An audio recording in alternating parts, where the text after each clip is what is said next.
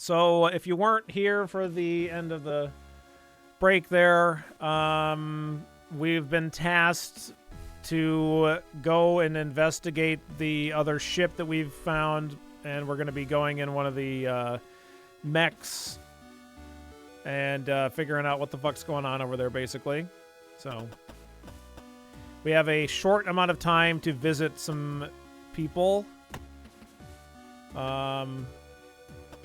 We could talk to Captain Bartermuse, but I don't think I really am going to. If I do, then maybe I'll come back and do that.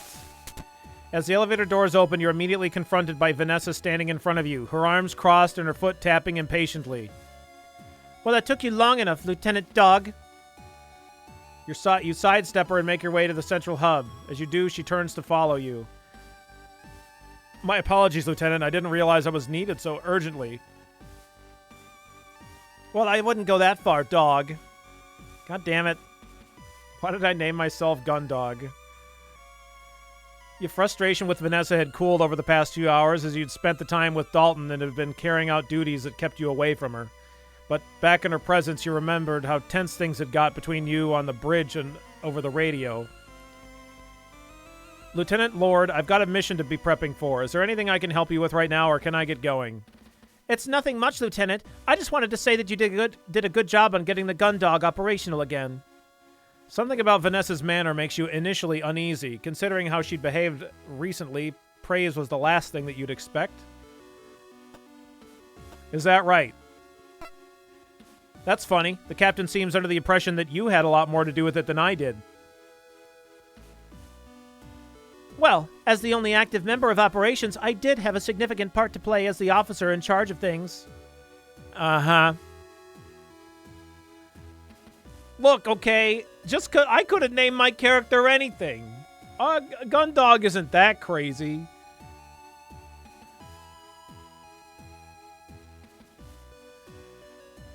I didn't know that there was going to be a part of the story that said, in which the captain got so blindingly drunk that they were unable to assist when the ship was running out of oxygen.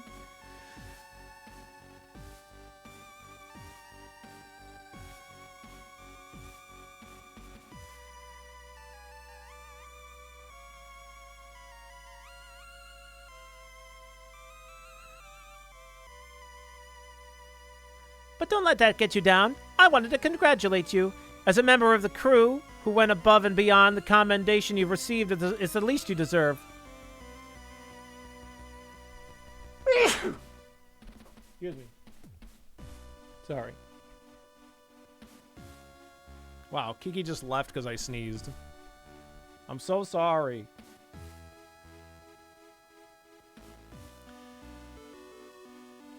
What's this about, Lieutenant? You ask, your patience thinning rapidly. Straight to the task at hand. That's what I like about you, Lieutenant.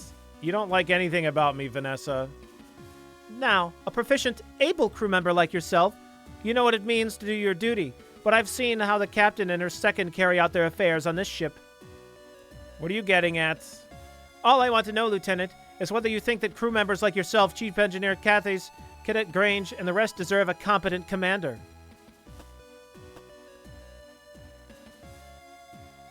Look, if you're looking to fucking mutiny or some shit, I think you're barking up the wrong tree. Your recent discovery about the captain comes back to the front of your mind, but instead of answering, you make a move to walk past Vanessa, fully intending to not get involved in whatever she's planning. Lieutenant Lord, I really don't have time for this. Based on your recent conduct, Lieutenant, you seem pretty reliable, so I wanted to let you know ahead of time. I'll be keeping a close eye on this mission to see who's capable and who isn't. Great, Vanessa.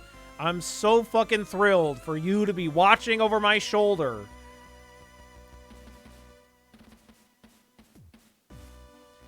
It's important to know who you can trust to do what needs to be done, after all. Anyway, nice to talk with you, Lieutenant. Good luck on the upcoming mission. With that, Vanessa turns her on her heel and heads off to the Foreside Thoroughfare, leaving you alone in the central hub. Oh, Lieutenant, do your best. I'll be watching. Fuck you, Vanessa.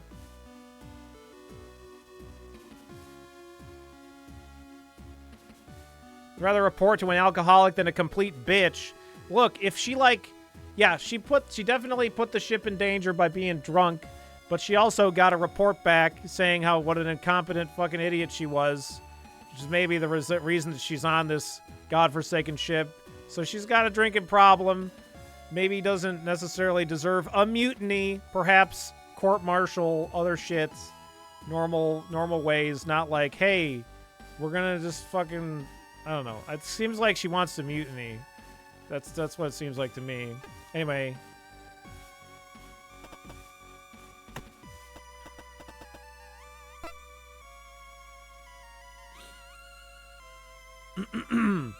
The elevator doors slide open and you raise your hand to shield your eyes from the aggressive glare of the sickbay's powerful lighting. As you come to expect, the strong scent of clinical disinfectant pervades the room. As harsh as it is, it's infinitely preferable to the powerful odor of the captain's quarters. Scanning the room, you see that everything seems in order. The doctor sits at his desk, absorbed in his datapad. All the medical supplies are carefully arranged in the cabinets, and the surgery wing continues to look immaculate. All right. Do. The only thing out of place is... There he is! Gun! Cassandra, who had been idly laying back on one of the beds playing with her hair, had seen you the moment you stepped in the room and swings her legs around the side of the bed, launching herself off of it and towards you.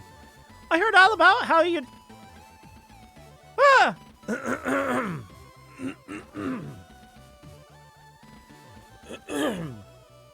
Whoa, Cassie, careful! You dart forward just in time to grab her before the stumble she'd taken turns into a fall. All right, let's get you back to bed. Thanks, Gun. One swift motion, you scoop Cassie up in your arms and carry her back to the beds, setting her down on the side that she'd been lying on. Okay. I think I could have made that journey on my own, you know. Well, better safe than sorry, right? You have a concussion? Well, she might have I think her brain got scrambled by some kind of a fucking pulse. Whatever thing is, like, completely fucked over the other ship. Still looking after me after everything you've done already? My hero. Your cheeks go flush, and you look away for a moment. The captain's acknowledgement of your actions has been so perfunctory that it barely registered, but Cassie's wholehearted praise has you suddenly feeling sheepish. No, it wasn't a big deal. It was just what I had to do. I'm pretty sure anyone else would have done the same thing if they were in my position. Don't sell yourself short, Gun. It is a big deal. Saving an entire crew from a complete system failure with no chain of command isn't exactly something we were trained for. Plus, I didn't hear about anyone else going on a spacewalk from the end of the ship to the other to get to from one end of the ship to the other to get the equipment that they needed. If doing all that doesn't make you a hero, I don't know what does.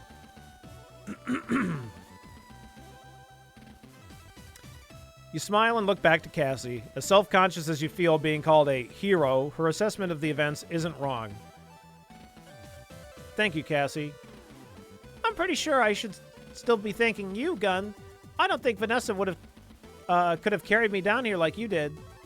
You bite your tongue at Cassie's mention of Vanessa. You had a strong feeling that Vanessa wouldn't have even tried. You push the thought from your mind. You don't have much time with Cassie before your mission is due to begin, and the last thing you want to do is be thinking about Vanessa. Don't worry about it. How are you doing anyway? Oh, me? I'm doing great. Aren't I, Doc? Although he doesn't look up from his datapad, you see a flicker of recognition on the doctor's face. No, Miss Quinn. You're not doing great. What? You had a sudden and intense migraine followed by an unexplained extended loss of consciousness, which in turn has been followed by a persistent and ongoing headache. I would not look to describe your condition as great. Cassie, why didn't you tell me you were still feeling bad? Oh, come on, what are you, my doctor? No, Miss Quinn. He is not your doctor. It's an expression, Doc. I don't understand expressions. So I've got a bit of a headache right now. I bet it's nothing. It's probably because I pulled a double shift to cover the captain without eating anything and a bag of chips and 3 chocolate bars. Cassie. Miss Quinn, you'd advised me you'd been sticking rigorously to the NutriShake schedule I'd laid out for you. Okay, everyone, jeez. I know. But here I am, hydrated and full of electrolytes on the doctor's orders. I'm going to be fine.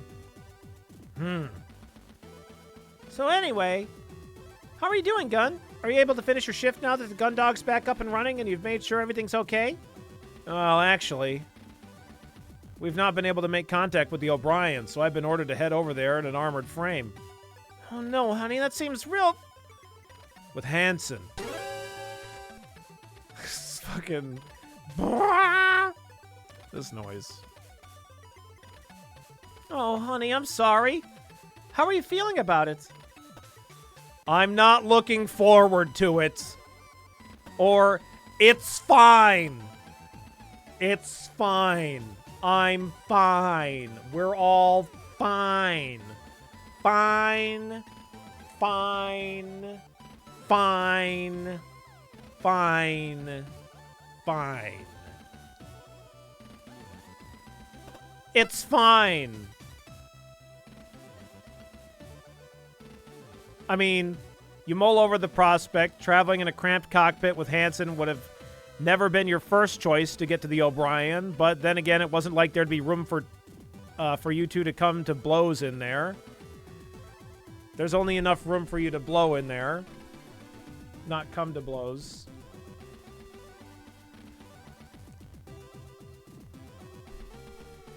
You kind of make it sound like it's not fine. I don't know what you're talking about. It's totally fine. Yeah, you could blow to come. Yeah, for sure. At most, there'd probably be some uncomfortable conversation. Anything he'd try would probably happen once you got back to the gun dog.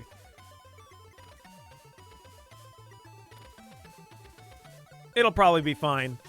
I know that if there's one thing he takes seriously, it's his piloting. I don't think he'd start a fight whilst we're sharing the same cockpit or anything. There you go. It won't be too bad then. Yeah. It's gonna be fine. Besides, once you're on the O'Brien, you can just get to work helping the other crew and ignore him. Well, that's the other thing. It looks like whatever happened to the gun dog happened to the O'Brien. Since we're not been able to identify any activity coming from the ship, it's a good chance that their crew hasn't made it. Oh no! Yeah. Hey, come on. They might not have got their ship back up and running, but maybe they got their own savvy chief engineer who's figured out a solution that keeps them all safe. And on top of that, if they're really lucky, then they got their own heroic security officer who's saving the entire crew right now. Yeah, you're right. I'm sure it'll be fine. It's all fine. Everything's looking so fine. Everything's ultra fine.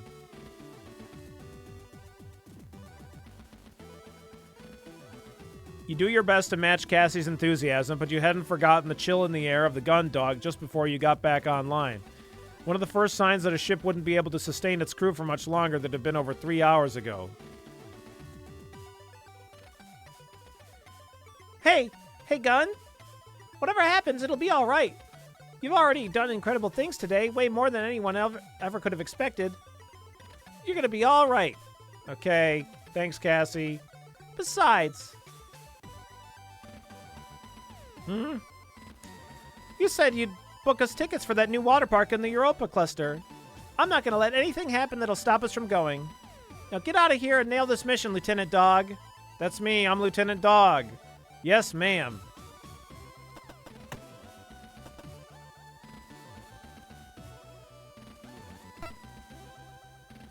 Lieutenant Dog, is there something I can help you with? Oh, sorry, Doctor. I didn't realize you were still here. I am not currently needed anywhere else, Lieutenant. Yeah, of course. As you're still here, I assume that you have medical requirements. Oh, no, I was just, You just, Going.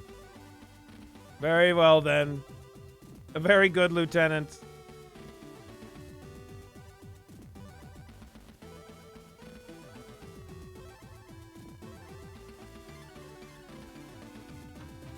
Where do I get one of those cool robot arms? Well, you just have to have your arm blown off in space combat.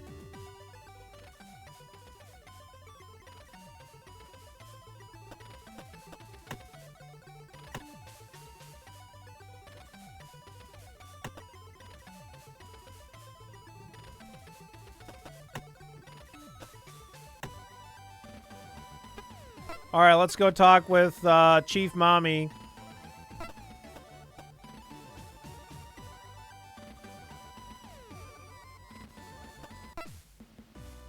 As you make your way into the engineering session, you relish the various sounds coming from the now functioning machinery, the thrum of moving parts, the buzz of electrical systems, the repetitive pulse of various cooling systems.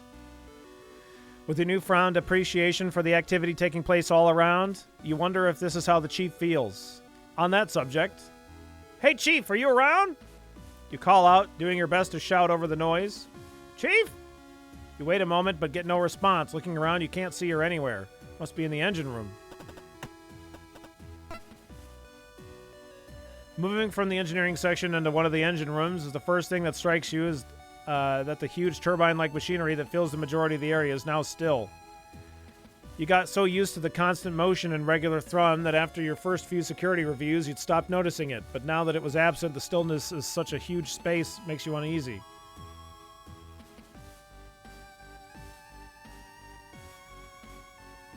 The only saving grace was that the cavernous structure of the engine room is no longer filled with the sound of the engines. You could hear the Chief's analytical monologue echoing across the expanse. You wouldn't have to do much more than follow its source to find her. So that's detectors 1 through 7 calibrated against the background gamma and signaling baseline. Now if I can... Hey Chief, how's it, No blockages in the coolant flow, no warping in exterior heat sinks either. Chief! Oh, it's you, Lieutenant Dog. Don't you have a mission to be getting ready for? Well, yes, but I thought I'd check in on how you were doing before I had to leave. Oh? Well, everything's as fine as it can be down here.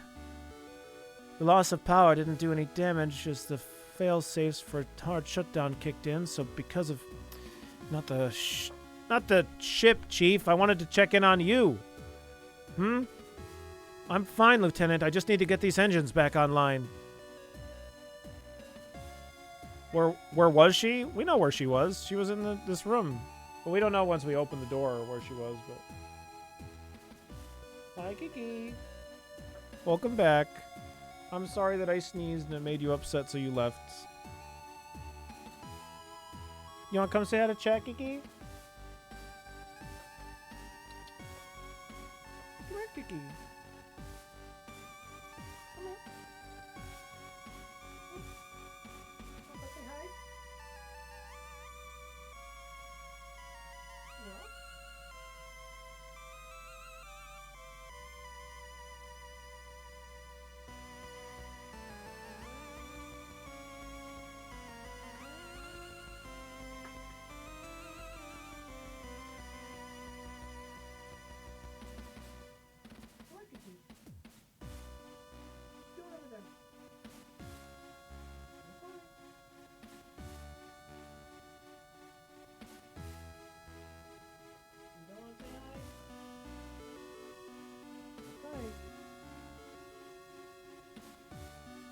Kiki does not want to say hi. She has informed me that chat is stinky.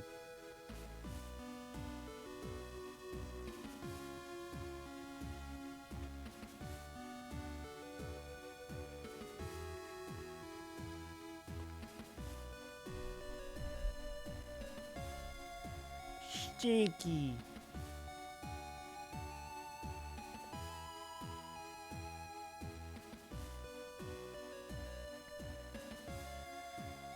I would have had them online already if Lieutenant Lord didn't have me waste all that time finding the O'Brien. Once I told her that we could find them using the infrared targeting sensors, she would have let it up to Gunner D's and let me get it on with things. Let me get on with things. What are you meowing about over there?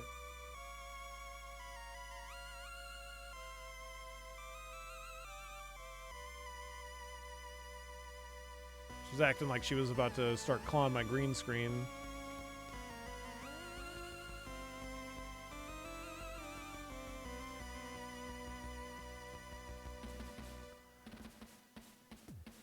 I could have got back to figuring out what's causing the problems with our long-range communication system by now. Maybe even...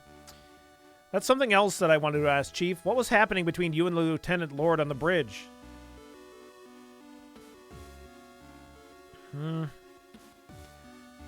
I've seen what she can get like, but I didn't think that she'd be that way in front of the captain. 69 months of Billy One Kirby? Oh my god! Nice. JT, thank you so very much for the 69 months. Don't leave any love lying around. Make sure you pick it up, take it with you, pretty please. Pretty please.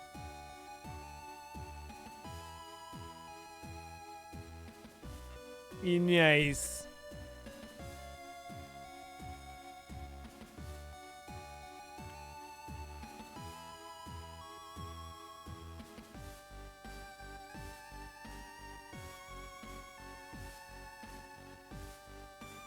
All right, Lieutenant. You know what? I've seen what you'll do for the ship and the crew, so in my book, that makes you all right. So I'm going to let you in on a secret in case you hadn't figured it out already. The only reason any of us are on the ship is because the JCF don't know what to do with us.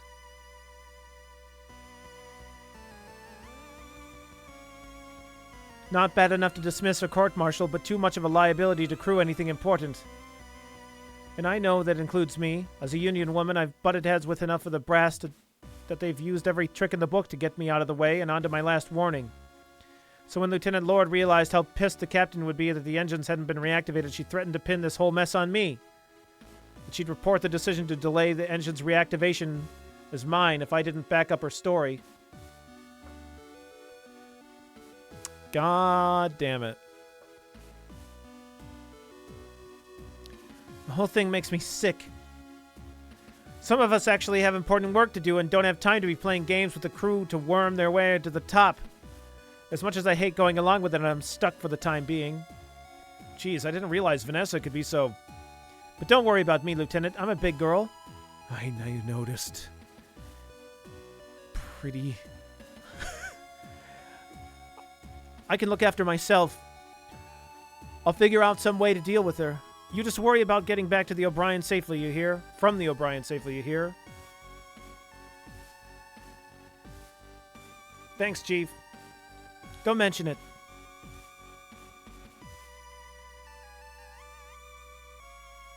Although one thing, Lieutenant. Yes, Chief? Don't interrupt me when I'm clearly in the middle of something extremely important. Yes, Chief. Now get out of here. Yes, Chief. Okay. Now that I think about it, it was actually kind of nice to stop by the engine rooms as part of my checks and just zone out watching the engines in motion. Oops. Without anything going on, such a huge space feels so empty and lifeless.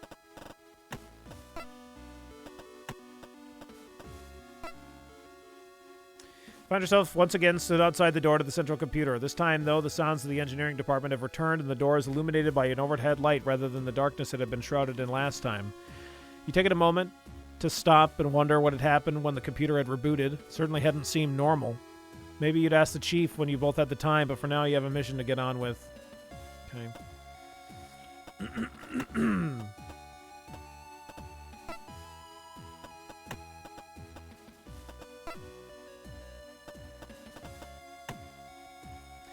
Collection of very small arms, light weaponry. I don't see these getting used anytime soon. Electroshock weapons, nothing that I need. Space suits. Glad that I only had to use a suit to leave the ship. If I needed one whilst on board, well, I'd probably not still be here thinking about it. Okay, I don't need that.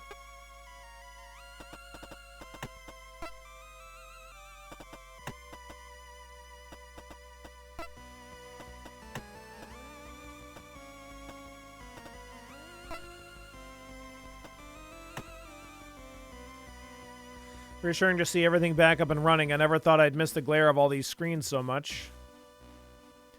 Looking at the size of the thing, it still seems unreal that I opened and closed it using the emergency access lever. Credit to whoever designed that mechanism. After I got the power back online, one of the first things Dalton did was return the suit to its locker and replace the batteries in the radio. The Chief's got him well trained, that's for sure. Okay. Dalton and I replaced all the panels I'd removed during our sweep of the ship. Hopefully it doesn't need to be taken off again for a long time.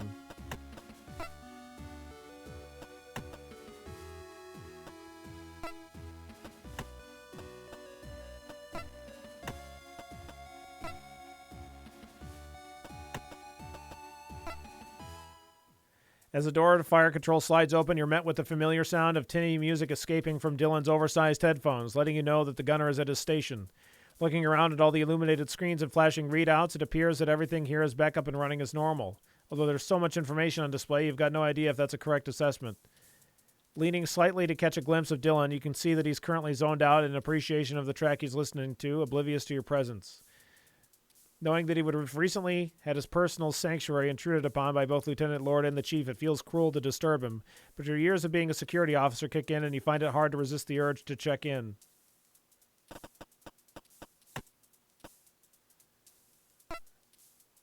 Hey, Dylan? Warrant Officer Dees. Dylan! Dylan! Yes, latest report. No update on the... Hey, Lieutenant. Sorry about that. I just had the Chief and Lieutenant Lord crammed in here with me shouting at each other about finding O'Brien. Lord wouldn't even let me perform the search with my headphones on, against regulations like it makes a difference to what I can see. I didn't sign up for that kind of stress. Yeah, his name is Dylan Dees. Dylan Dees Nuts. Anyways, what's up? Oh, nothing much. I just thought I'd check in to see you. Check in on you. See how you were doing after everything. Oh, you know me, Lieutenant. As long as I get to listen to my music, it's all good. And like as long as Lieutenant Lord never comes in here again, I guess. Ugh. What about you, sir? I heard that you got to thank... We've got you to thank for getting the gun dog back on her feet. You doing all right? Oh, yeah, I guess so. I've been too busy running a sweep of the ship to stop and think about it, really. Well, was needing to do a spacewalk and all, rather than you than me, Lieutenant. Closest I want to get to space is seeing it through these monitors. Yeah. Anyway, if it's okay with you, Lieutenant, I'm supposed to be keeping an eye on the O'Brien, and I was right in the middle of a gnarly Trish and Replicant song. Mind if I get back to it? Yeah, go ahead. No problem. Take it easy, Gunner D's. Gunner D's. Thanks, sir. Okay, goodbye.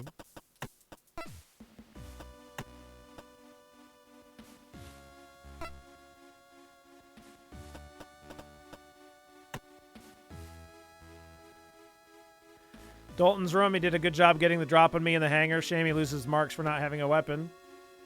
I'll have to go over that with him at some point. Haru's room. I wonder how they did during the blackout. I don't think they were on shift, so they were lucky they spent the entire thing asleep. Hansen. Ugh, can't think of anything worse than sharing an AF cockpit with him. At least he actually seemed okay when I got him out of the elevator. That might be the first positive interaction I've ever had with him.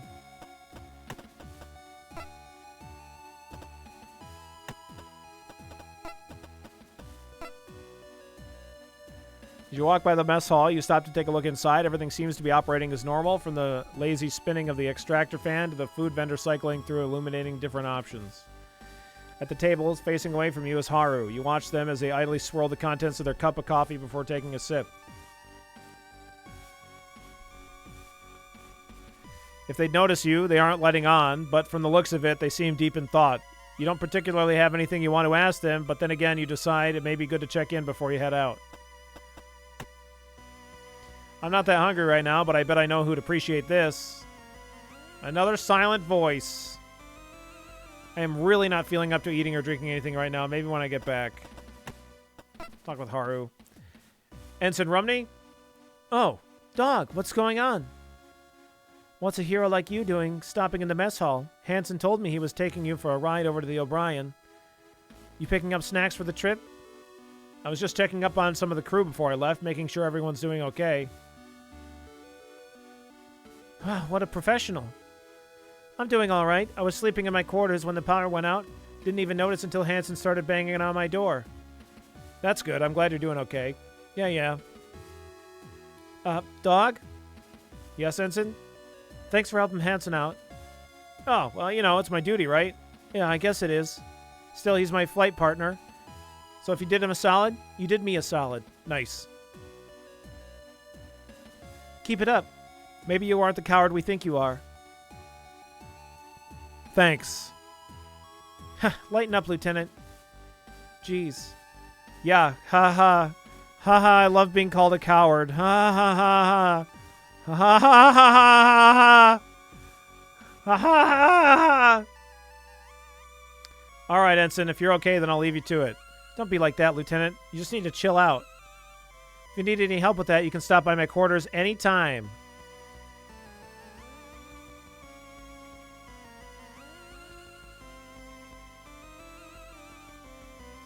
Oh.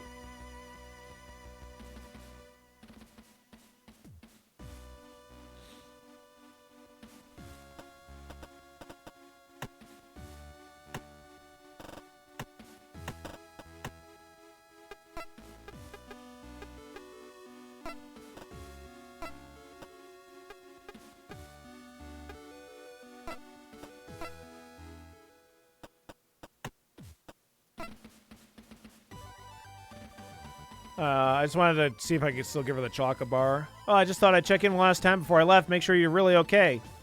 You sweetie. But I'm fine. Really, totally fine. Not fine. I'm currently under supervision to access the extent in and potential cause of any ailment that I may be suffering from. However, my condition is currently stable and does not appear to be life-threatening. Fine, I'm fine. Although I can think of something that could speed up my recovery. Oh, you mean something like this? Oh my god. Oh my god. That's exactly what I was thinking of. Look at that. Since I'm so good at treatment, maybe I should consider a move to the medical corps. Now that I think about it, it might suit you. You always really liked that nurse uniform.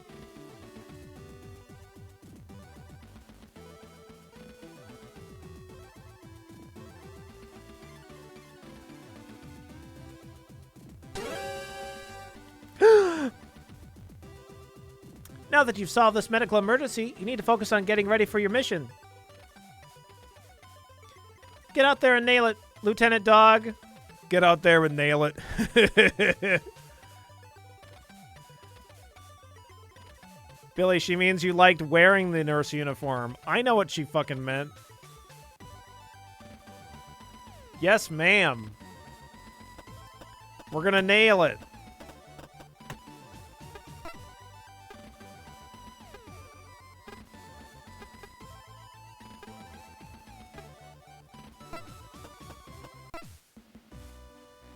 As the ship's gravity disappears, you slowly float down to the final few steps leading into the hangar.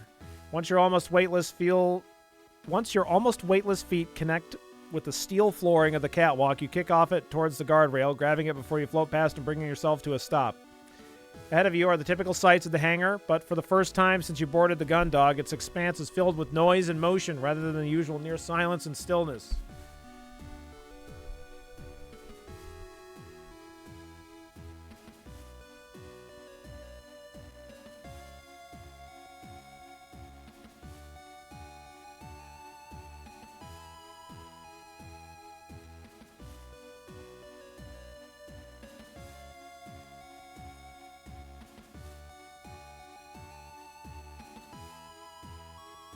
What was the your?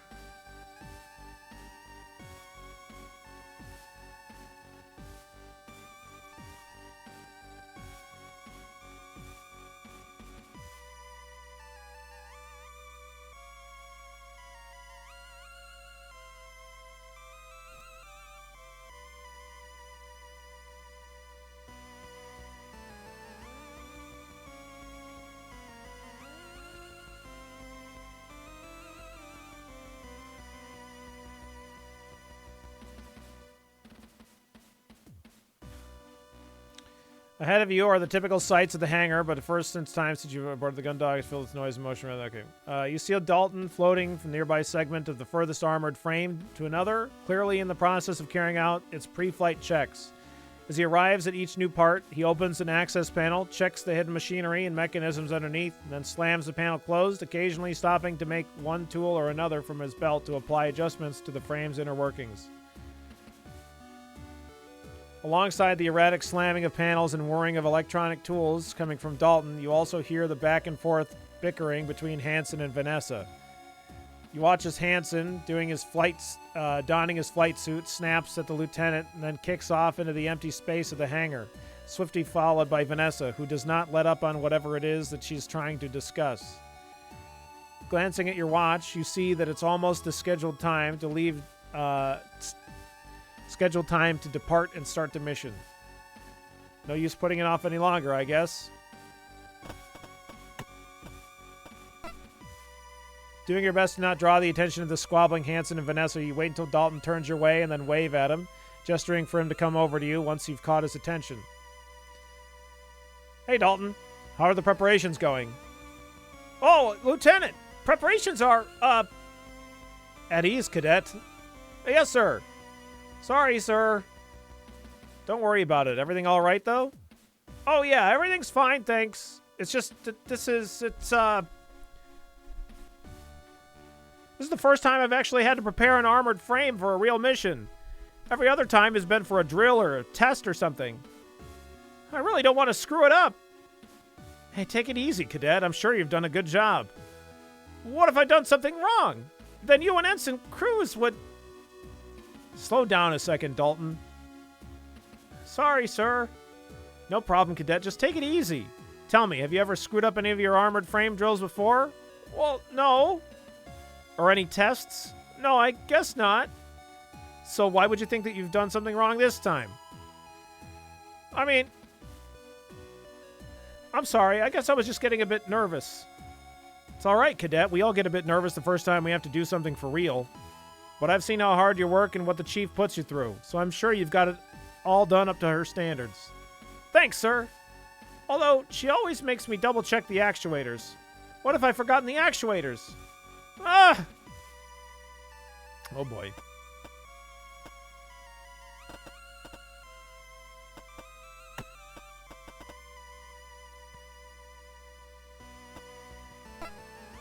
As Hansen and Vanessa continue their argument, oblivious to your presence, you maintain your grip on the guardrail. It's almost time for the mission, so you could get ready to depart, but you've got anything you wanted to do before you left, now would be the time. Anything else you need to do before setting off? I think we're good. Let's just go.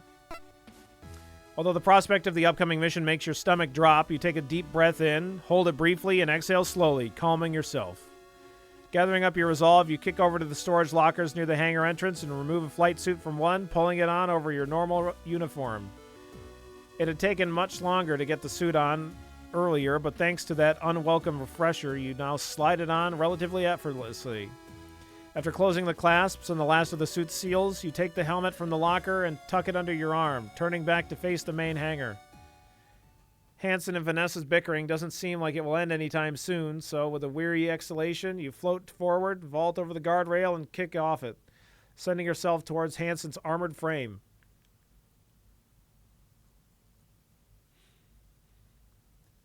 Lieutenant Dog, reporting for duty. You announce loudly as you grab your grab on the shoulder of the armored frame. Okay. This is your instead of you. It's very confused. Stopping in the middle of what she was saying to Hansen, Vanessa turns to face you. She then pushes off the hangar ceiling and heads toward you, not waiting to arrive to begin her lecture.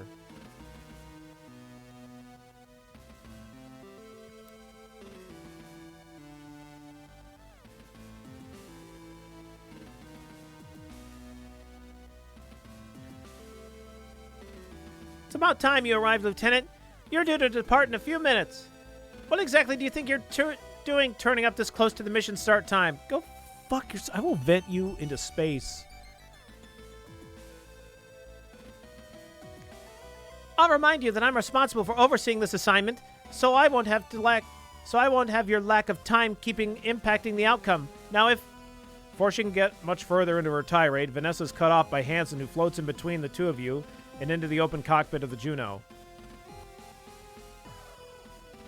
Ensign Cruz, ready for departure, he states lazily before disappearing into the armored frame, taking Vanessa's attention away from you and back towards him. And don't forget, Ensign, I'm counting on you. Vanessa calls into the cockpit. If Hansen answers, you don't hear it. Well then, Lieutenant, have you got everything you need for the mission? I don't see you carrying a PST or a guide from the Chief removing the O'Brien's black box, didn't you? Hey, Lieutenant.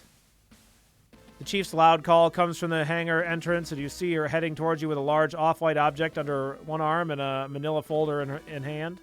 As she's halfway across, she launches the object at you. Although you manage to grab it with your free hand, its momentum pushes you back into the armored frame, and you hit it with more force than you'd expected. It takes you a second to recover, but once you do, you realize that the Chief just pitched a briefcase-sized portable computer at you. The PST. We got a PST back. By the time you're able to find its handle and get a grip on it, the Chief arrives at Juno and holds it into the machine. I had to grab the one that you left in engineering. I've charged it up. These devices get pretty thirsty, so it took a while. And here's instructions for removing the black box. The O'Brien's the O'Brien's a swift like the gun dog. So there shouldn't be any difference in procedure as long as you follow this to the letter. Ignoring Vanessa, the Chief proffers a manila folder containing a few sheets of paper. Rearranging your hold on your helmet, the PST, and your grip on the armored frame, you just about managed to take the folder from her.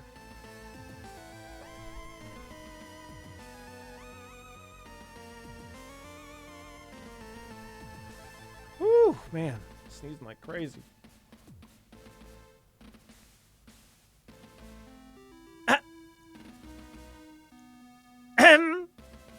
You glance back at Vanessa, who hovers behind you, an increasingly deep scowl forming on her face. Before you have the opportunity to acknowledge the lieutenant, the Chief lays a hand heavily on your shoulder, returning your attention to her and almost making you drop the folder. Don't forget, Lieutenant, the PST needs access verification to open doors, so your ID won't work on the O'Brien because you've not been assigned to it. You'll need to use the ID of one of O'Brien's crew to get anything working. Thanks, Chief Mommy. Alright, thanks for the heads up, Chief. If that's the case, would you mind hanging on to these until I get back? Sure thing, Lieutenant. Anyway, I've got the engines to be reactivating. Oh, nice. Although I've already queued up the start of reaction, so now I'll Chief Engineer Kathis! Right, we both got things to be getting on with. Good luck out there, Lieutenant. With a final pat on your shoulder, the Chief launches herself off the armored frame and back towards the hangar entrance. Chief Engineer Kathis! Vanessa yells whilst using you to pull herself forward, her lower grip quivering with anger as she watches the Chief pass over the guardrail and towards the stairwell leading out of the hangar. Huh. Although she remains silent, you can see her rage building. It's her slight frame seeming as if it could explode at any second. Damn. As subtly as possible, you attempt to make your way to the Juno's cockpit without attracting her attention. You've already noticed that Dalton has disappeared from view, and you hope to achieve the same thing before the lieutenant can direct her scorn at you. Unfortunately, as you lower yourself into the Juno's cockpit, the casing of the PST strikes the armored frame surface, resulting in a loud clang that reverberates through the empty space of the hangar. Going somewhere, Lieutenant?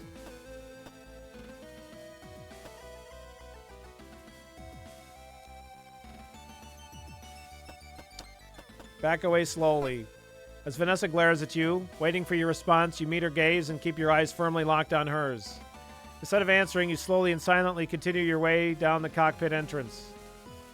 Once there, you turn back and duck inside, quickly pulling the lever that closes the hatch behind you. Don't you dare ignore me, Luke!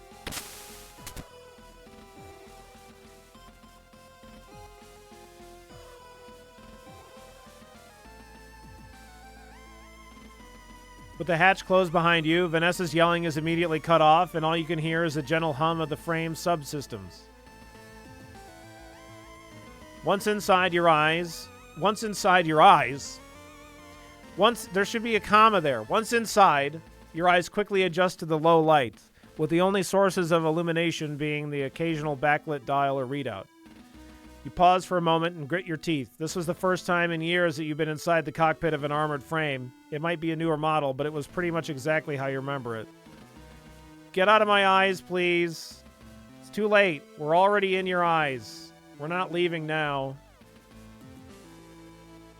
Snapping back to the present, you do your best to head off the thoughts that you know will follow your reminiscing by taking a look around the cockpit to see where you would be sitting. Not like you have any fucking choice. It's not like a fucking plane. Although the majority of the Juno's cockpit is taken up by the pilot's seat, which sits in the center, mounted on a series of shock absorbers. There's space on either side, which allows for the addition of temporary passengers to be mounted on the pilots. Sure enough, Dalton has attached this fixture onto the right-hand side of the seat currently occupied by Hanson. You stash the PST in the file the chief gave you at the rear of the cockpit. Once they're out of your hands, you put on your helmet, fastening your suit's final seals, and strapping yourself into the passenger seat. Whilst you do up the buckles, you look across at Hanson, who you realize hasn't said a single thing since you entered the cockpit. You've been too preoccupied with getting away from Vanessa to notice, but now that you're actually paying attention to the ensign, you'll see that his chest is rapidly rising and falling with every breath. On top of that, his hands both grasp the flight sticks, squeeze them tightly, and release them, a motion he repeats over and over. Despite the fact that you're looking right at him, he hasn't noticed you. Instead, his focus seems purely on the monitor in front of him. Hey, Ensign Cruz. Are you, okay? There's a slight delay, but a second after you ask, Hanson releases his grip on the flight sticks and turns to you. The intense expression he just had suddenly replaced by his normal countenance. What? I was just asking if you were okay. Of course I'm okay. What are you talking about? We're not all cowards like you who can't even launch an AF. Hanson, I think you might be a coward. You take a deep breath and exhale slowly as you look away. You weren't sure what you'd been expecting, but at least Hanson seemed like his normal self.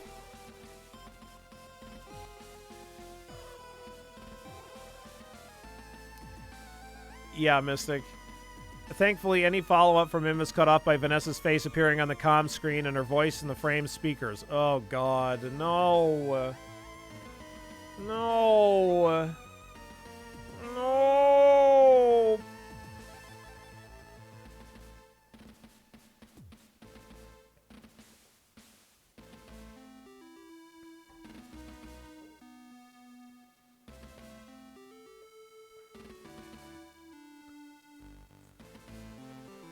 Gundog, this is Lieutenant Lord at 1630 Jovian Standard and mission has begun. Please confirm you're ready for launch. Copy that, Lieutenant Lord. This is Ensign Cruz in Gundog 1. All systems ready for launch and waiting authorization.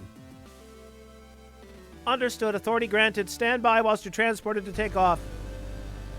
Although the Juno's monitors haven't turned on yet, you can tell that the reverberations you feel are coming from the being lowered in the hangar and out of the underside of the ship. Activating all systems. Now. All at once, the monitors come to life, illuminating you and Hanson with their glow. Gundog 1 ready. Gundog 1 releasing restraints. Gundog 1 launching. Once the armored frame is free of its restraints, Hanson slams the flight sticks forward in unison, sending the Juno hurtling away from the Gundog and causing it to shake with the acceleration. As the cockpit shudders, you unconsciously grab onto the straps, keeping you in the passenger seat, and squeeze them tightly. With the frame continuing to accelerate, you do your best to keep a neutral expression, but despite this, Hanson looks across to you and notices your grim appearance. Excuse me, sorry.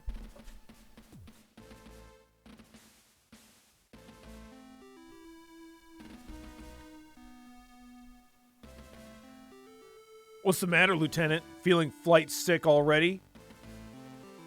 No, I'm fine. You lie. Sure. Just sit back and watch how a real pilot handles an AF. Although you thought Hansen had launched at maximum thrust, he somehow manages to find an extra burst of acceleration, causing the cockpit to shake further, doing nothing to help the nausea you feel. If you throw up, sir, your helmet stays on. Eventually, Hansen eases up on the acceleration, and the juddering stops. Although you're still slightly nauseous, you slowly begin to feel less like the little food that you had time for today would be reappearing inside your helmet. As the Juno continues to cruise forward, you and Hansen both sit in the near silence of the cockpit. With no real indication of distance between you and the O'Brien, or the speed that you're traveling, it's difficult for you to keep track of time and the journey drags on. There's no way for you to be exact, but it feels like at least half an hour has passed with neither of you saying anything.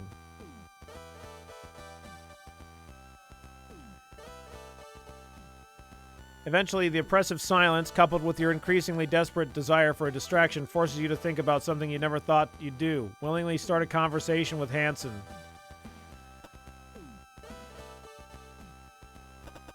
Ask about Haru. What about Haru? How long have you known Haru? What are you asking? Just asking how long you've known Haru. Why? Are you into them? I mean, like, yeah, they're pretty hot. What? No, I was only... Oh, man, I can't believe you're into Haru. They're gonna love this. I'm not into Haru. Does Quinn know? Ensign. Oh, man, maybe she does? Maybe that's why you're asking. Damn, no wonder you're asking. I knew you two were both freaks. God damn it, Hansen. Just shut up, Ensign Cruz. And let's just ask about Haru over and over again until we get to the station, until we get to the ship. Haru is the one with the glasses. Like the sunglasses and like the leather jacket. They're very cool. Very cool.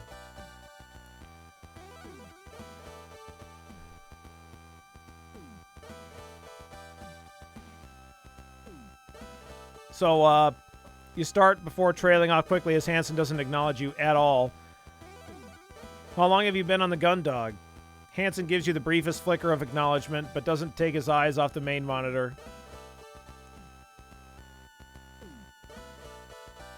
What? I was just asking how long you've been stationed on the Gundog. Why? You're only seconds into this conversation, and it's already one you're beginning to regret.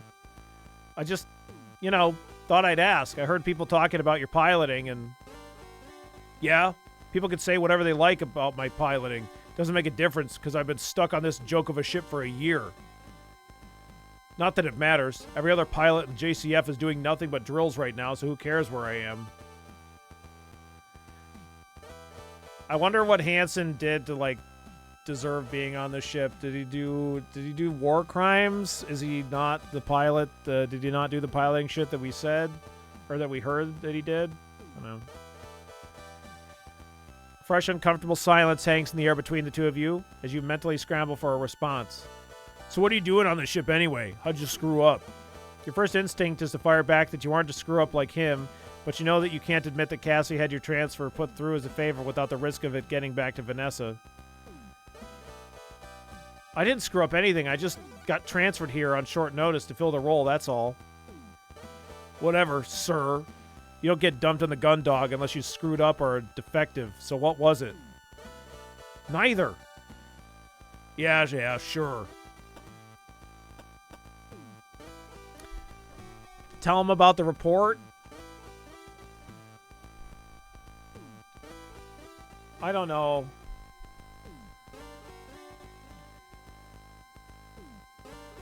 I think that this is just going to lead to, a mutiny. So I'm going to leave it at there.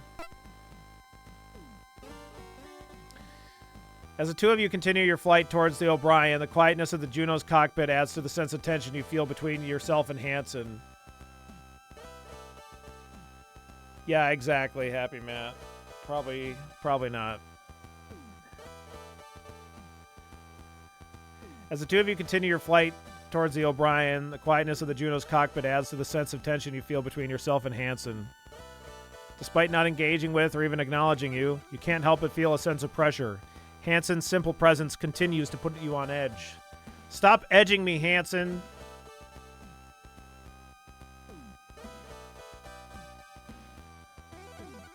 You mull over a few potential topics for conversation, but can't come up with anything that won't sound weird or forced. Eventually, you resign yourself to the fact that the rest of the journey will just have to continue on its way for as long as it takes. You shift in your seat to adjust one of the belts slightly. With a sigh, you make yourself as comfortable as you can, settling into the silence. With no other sounds beyond the almost imperceptible background noise of the cockpit, and Juno's monitor showing nothing but stars, your mind drifts, bouncing from thought to thought.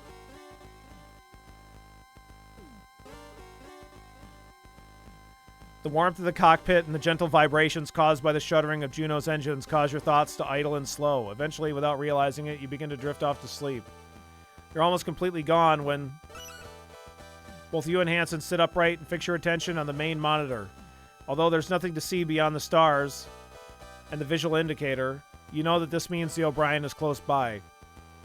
We're here. Hansen mutters to himself as he begins to flick switches on the control panel to his side. You watch silently as he works the pedals and flight sticks to reduce the Juno's speed. Gundog, this is Gundog 1. We've got target lock on the objective. I repeat, this is Gundog 1. We've got target lock on the objective.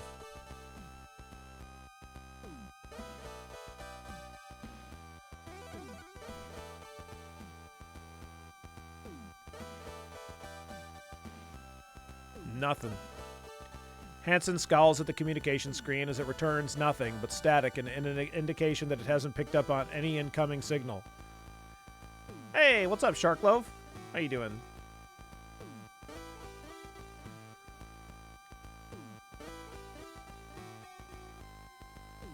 He quickly resets the switches on the control panel before activating them again.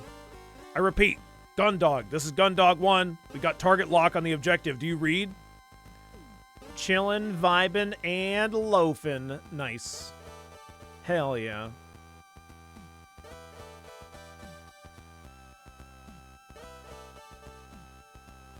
I don't think there's anybody alive on this ship. Piece of junk. His foot strikes the paneling underneath the main monitor, causing it to flicker momentarily, but doing nothing to help obtain a signal. With the O'Brien now visible on screen, you remain silent as Hansen continues to deactivate and reactivate the Juno's transmission system. Gundog, this is Gundog 1. We've got target lock on the objective. I repeat, Gundog, this is Gundog 1. We've got target lock. God damn it, Lord. Where the hell are you? Hello? Hello?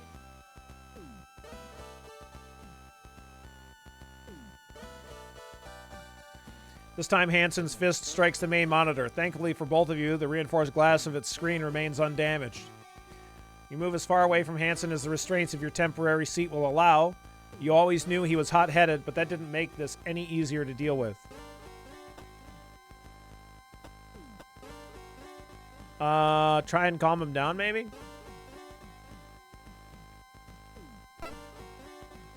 Hansen continues to attempt reestablishing contact with the Gundog. Each time he does, his efforts are met with the same familiar static.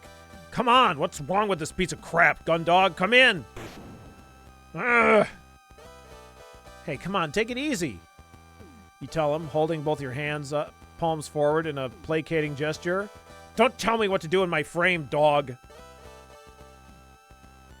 Hansen snaps back, continuing to flip switches and occasionally strike the controls. Ensign, that's not going to do any good. Yeah, what do you know? Yeah, you're not my mom. Gosh. Chief is. Yeah, Chief is. Yeah, Chief is.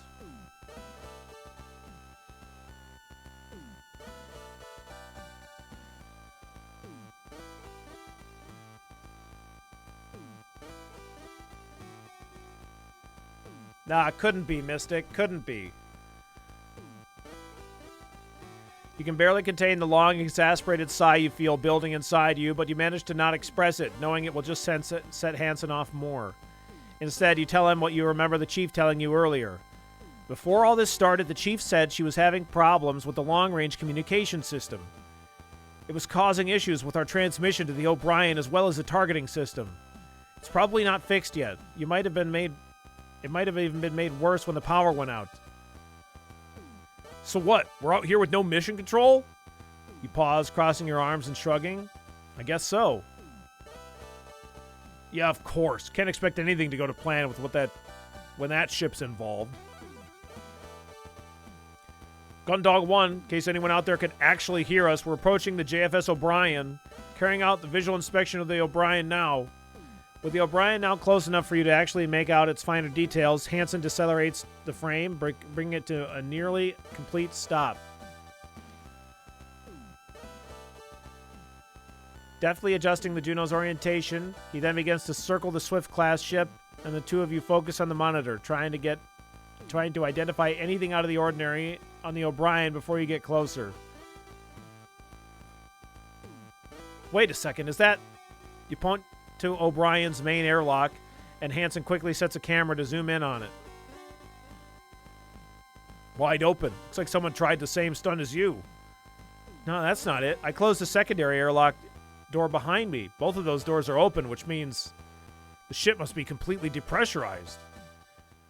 Yeah, if this happens when the power was off, none of the emergency bulkheads would have been able to close.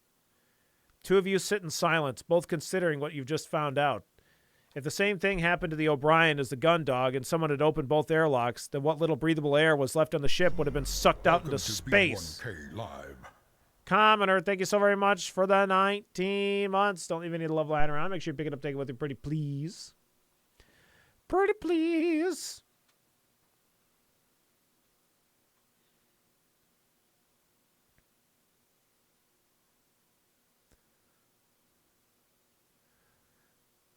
Well, their air might have got sucked out into space. Oh well.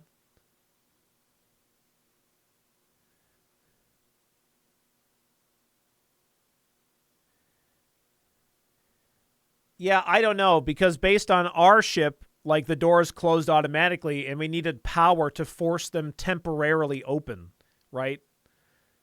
Happy, Matt? So, I don't fucking understand. Seems like inconsistency. If their ship is supposed to, like, be like ours or whatever.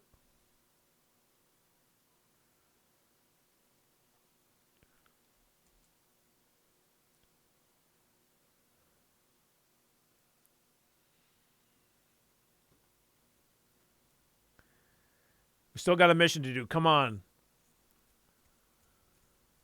You nod silently in agreement as Hansen, apparently sobered by that realization, moves the armored frame towards the airlock.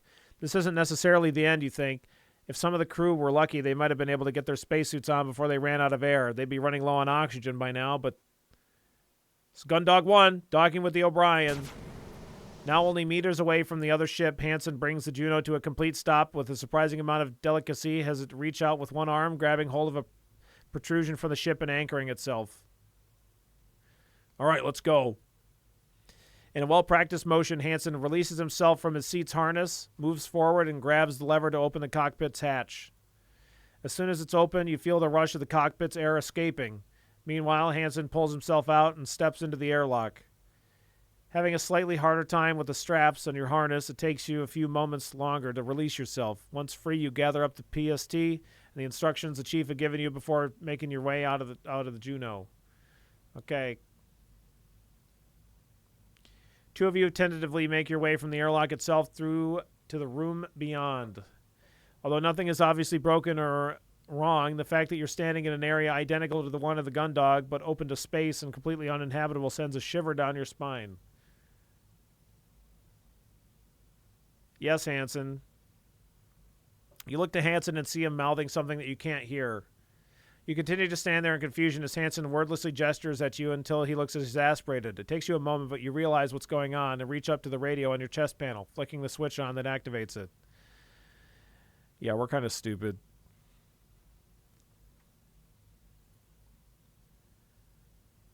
It's about time you figured that out, sir.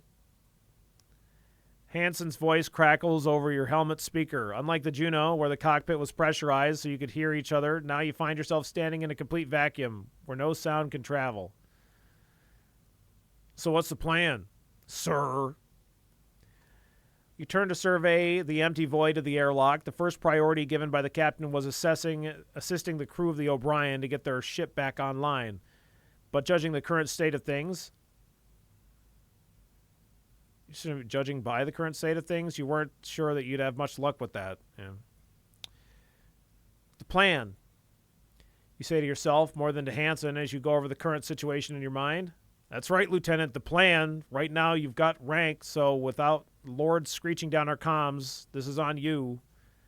Unless you're after a trip down memory lane and want to sit in the Juno's cockpit whilst I do everything. No, Hansen. Thank you, Hansen. A mix of shame and anger swell inside you as you bite your tongue to not snap at Hansen with the first thing that comes to mind. Stow it, Ensign. Despite the way he said it, he wasn't wrong. With nothing coming from the gun dog, you were now the highest-ranking officer involved with the mission. We call that shanger, some shame anger. All right, the first priority was to assist the crew. It doesn't look like anyone's going to be on this part of the ship. We still need to try. Since I've used the PSC before, it's going to be easier for me to carry out that search. While I'm doing that, you can start removing the ship's black box. You hold up the manila folder that the chief had given you on the gun dog, and Hansen takes it from you, clumsily flicking through it with his gloved hands. It's on the bridge, huh? How are we going to get up there? Same way I did on the gun dog. Come on. Turn around and head to the ship, eventually arriving on the central hub. Okay, Lieutenant. Okay, Lieutenant. Now what? As you walk past Hansen, where the maintenance hatch is located next to the elevators, you take the opportunity to quickly switch your radio off, tell Hansen exactly what he can do next, then switch it back on. Ha! What's next, Ensign, is this. You run your fingers down the seam between the panel and the wall and quickly find the catch. Unlike the one on the bridge, you're able to fit your suit's fingers into this one and quickly release it.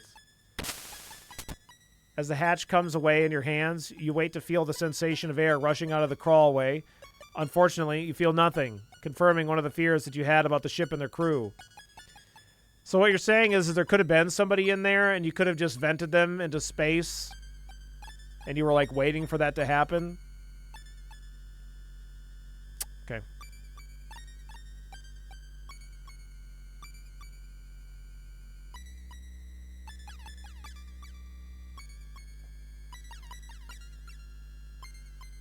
Whoopsie doodle. Oopsie, sorry. Oh my god, my bad. Oopsie doopsie.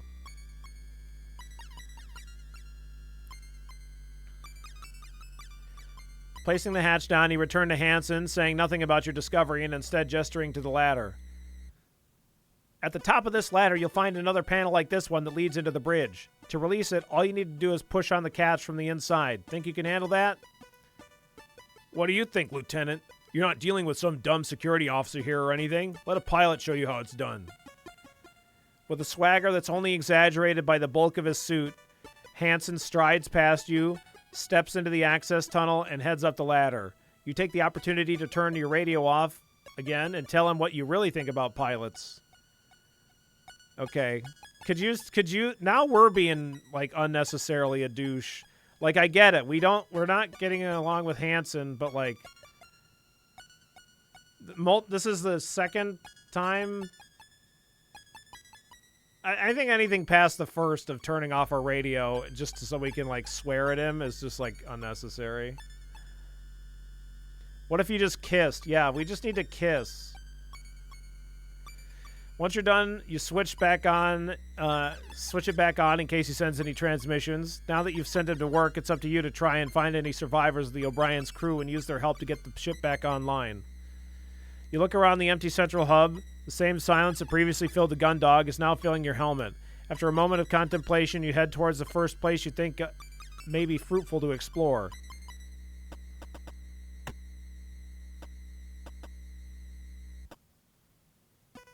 Sickbay. You reach out into the maintenance crawlway and grab a rung on the ladder. Stepping forward, you place your feet onto another rung that you can barely see, and then, instead of following Hansen up, you start moving downwards.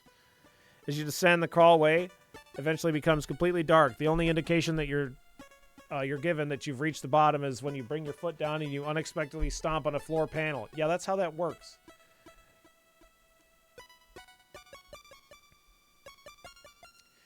At least you can turn off the radio so he can't hear it. Inner monologue swearing is probably fine.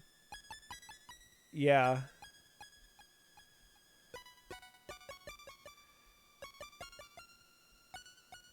Now at the bottom of the shaft, you grope around in the darkness, looking for the catch that will release the panel by the elevator into the sick bay. After a few minutes of sliding your palms around blindly, your suit's glove catches on something. If only our suits had flashlights! Or if only we brought flashlights. If only flashlights existed in this universe.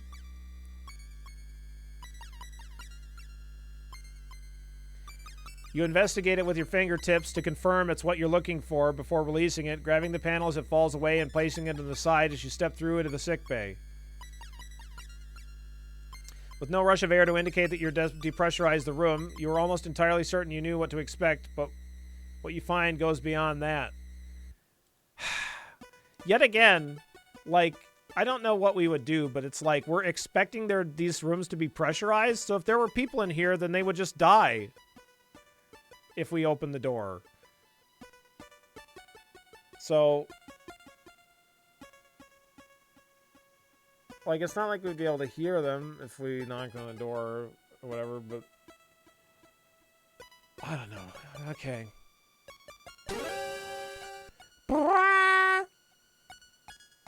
Behind the desk, set to meet those who enter the sick bay, you see the crumpled form of someone wearing a white coat, much like Dr. Rosarium's.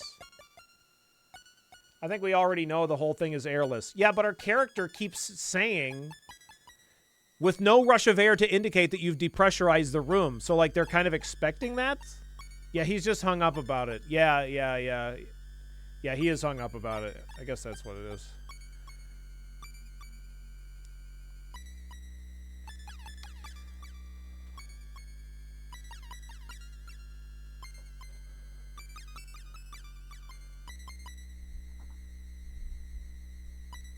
No, our ship, our suit doesn't have a flashlight. It has a fleshlight. No. Yeah, there's no light source on our suit.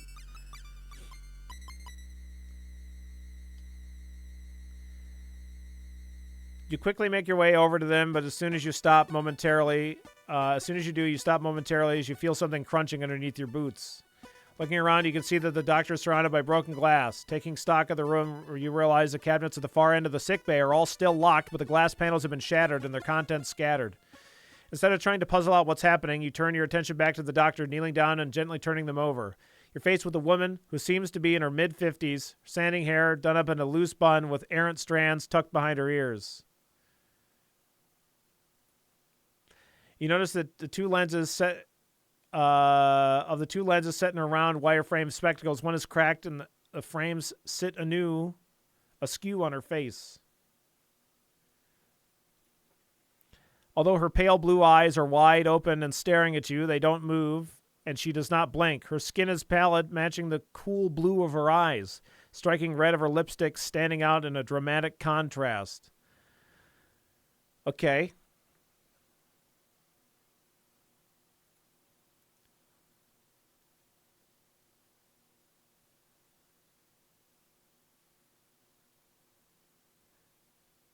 Guys, I think she's dead.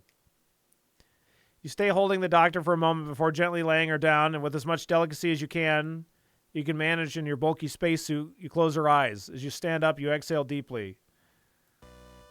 Although it was almost certain this would be the scenario you'd be facing, most of the ship, since the central area had been depressurized with no safety measures engaged. You've been holding out hope that you'd find crew members alive and well.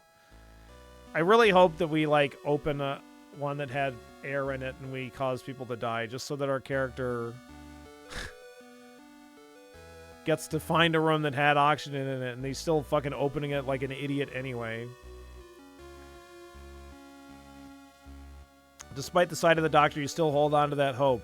As you survey the room, you turn your attention back to the glass, underfoot, and the shattered frontage of the cabinets. What happened here?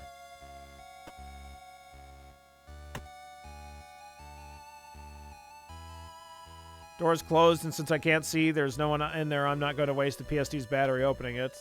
Okay.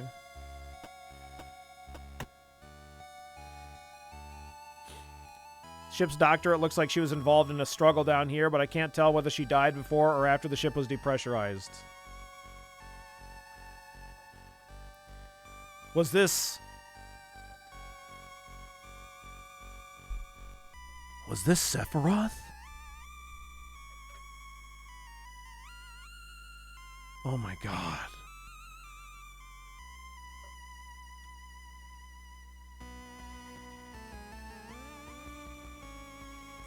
All vacant. Could be whoever have done this before been in for treatment. As you head towards the back of the room, you examine the cabinets. You feel the crunch of glass fragments under your feet. Although the floor is scattered with various boxes and bottles of different medicines, there's something in particular that catches your eye. You squat down and pick up an open packet that you recognize. NutriShake mix. Great. As you turn the pouch over in your hands and look inside, you find it's completely empty of the powder that it should contain. Placing it back on the floor, you look around and realize that whilst all the boxes of medication are still sealed, the packets you can see are all NutriShake packets. Needed food? Would someone really do all this for NutriShakes?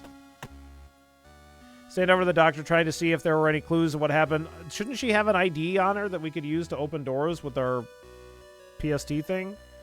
Our hack device?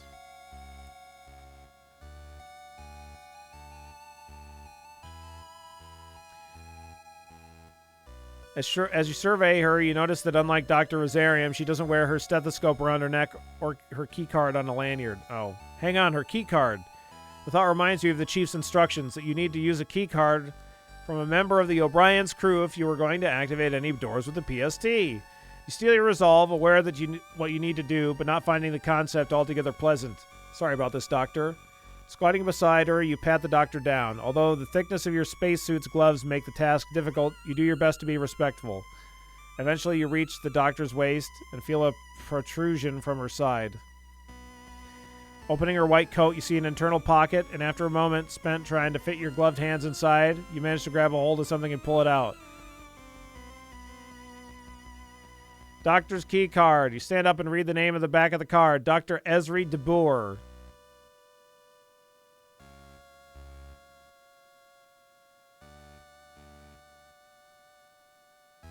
You unclasp a pouch on the side of your suit, deposit the card, and close it again. The doctor won't have the clearance to let me access the central computer, but maybe this will let me find someone who does. Thanks for your help, Dr. DeBoer. I'm sorry we didn't get here sooner. Okay.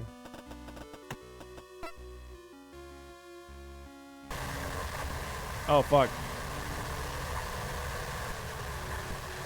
Made your way back to the maintenance crawlway. You work your way up the darkness, and a dull starlight from the airlock that illuminates the central hub, barely illuminating the exit above you. As you continue upwards, you pause as your radio hisses into life. Hello, Hanson? Lieutenant Commander Quinn from the JFS Gundog. Cassie, what are you doing on this? We're picking up your signal and have arrived at the rendezvous area. Please transmit your precise coordinates. Over. Cassie, what are you... We read you. That's a sweet voice you got there, Gundog. I'm transmitting my coordinates and mission update files now. It's good to finally... Wait, what? What? This is from when... Roger that, JFS O'Brien. This is Lieutenant Commander Quinn from the JFS Gundog. We're picking up your signal and have arrived at the rendezvous area. Please transmit your precise coordinates. Over. We read you. That's a sweet voice you got there, Gundog. I'm transmitting coordinates and mission update files now. It's good to finally... Snippet of conversation between Cassie and Lieutenant Bashir loops a few times until eventually fading into static. With as little explanation as why the transmission started, it ends. What would be transmitting that recording?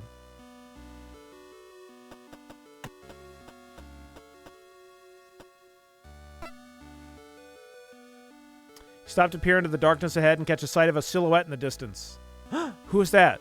Hey, who's there? I'm from the Gundog. You call out using your radio to broadcast yourself. We're here to help. Come back.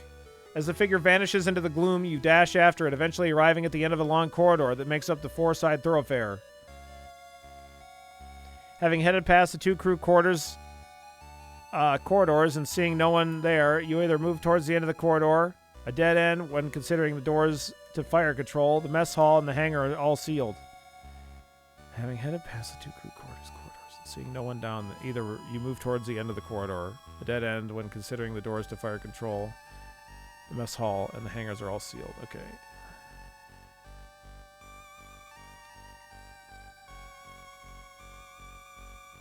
Did I just imagine it?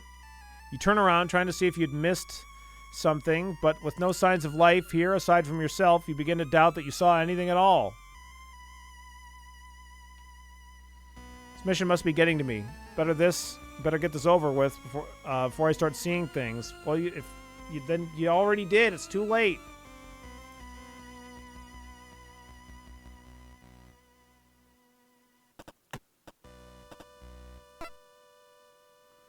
Bracing yourself with your left hand against the wall of the entrance of fire control, you bring your right hand down in a fist against the door. Continue to pound your fist against the unyielding entryway, hoping that if there's anyone there, anyone would have air, that they'd be able to hear you and respond. After a few seconds of pounding, you press your helmet against the door, hoping that you can pick up the vibrations of someone returning your signal. You're met with nothing but silence. You stand back and hammer the door harder this time. After your fist begins to ache, you press your helmet against the door's paneling, holding your breath and listening for any signs of activity. With no sign of life, you dejectedly step back, giving the door one final slam with your fist and cursing the silence.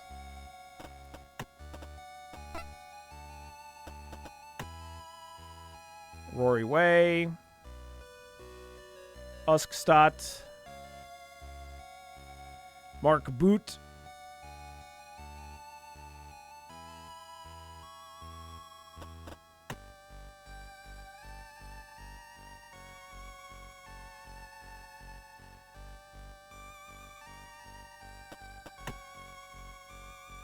No, can't do that. Okay.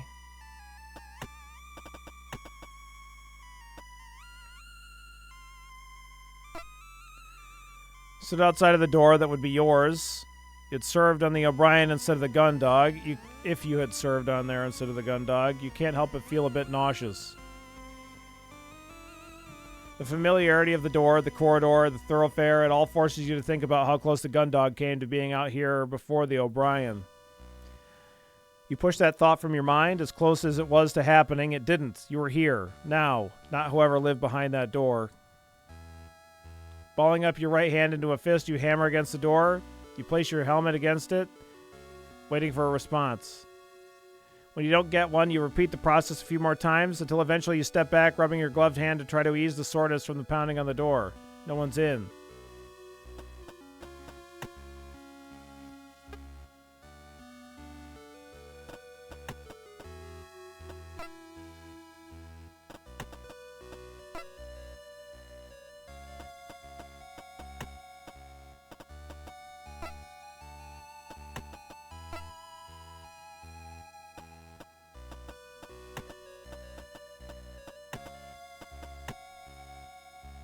Vanessa's room belongs to Bashir. Lieutenant Cassie was speaking just before all this started. It's where Cassie's quarters were on the Gundog. Name's plate reads Kim Henry. They must be the O'Brien second in command. Jala DeForge. Given the location of their room, I wonder if this is the chief engineer. Could be. I'll be back in just 1 second, chat, and then we'll continue. Use the restroom really quick.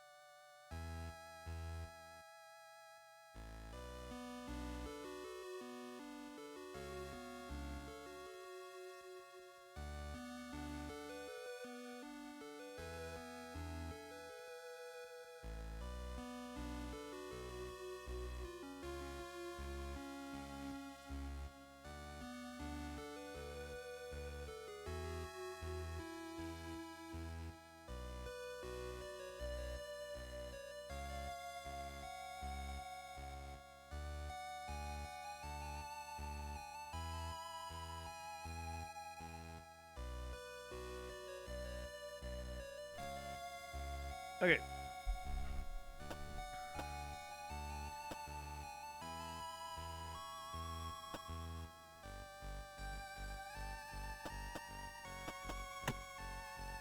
After pounding your fist against the door, you get nothing but a dull ache from your fist. I'm very confused because I thought that we were supposed to be using this item here.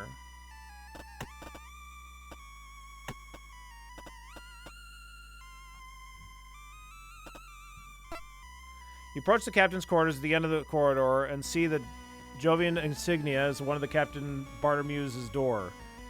As the one on Captain Bartomuse's door. Below it is a nameplate which probably represents O'Brien's captain's full name, Paul Henry Gerard. With Dr. DeBoer's card in your possession, you move towards the captain's door and lay the PST off to the side. You've been stating the PST's battery for when you confirmed a surviving member of the crew and genuinely needed it. But the chance that the ship's captain was in here, as well as their card and access codes, was too great to ignore, and you were willing to use the battery power for it. Alright, let's go for it.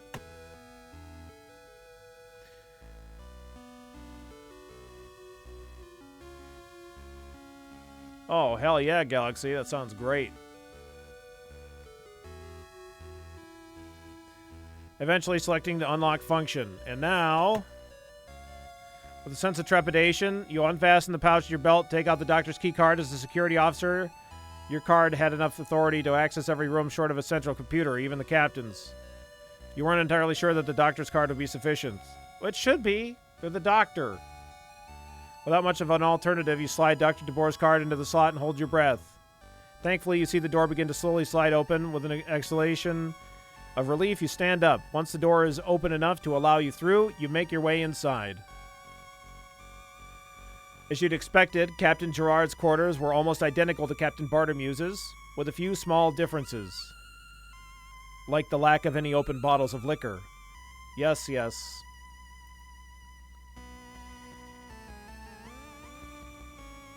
As you walk in, you look around, seeing no immediate sign of the captain as you move over to the bedroom portion of their quarters, only to find an immaculately made bed and the same basic features as the ones you've seen in the captain's quarters on board the Gundog. Well, if they're not here, then there's only one other place they could be.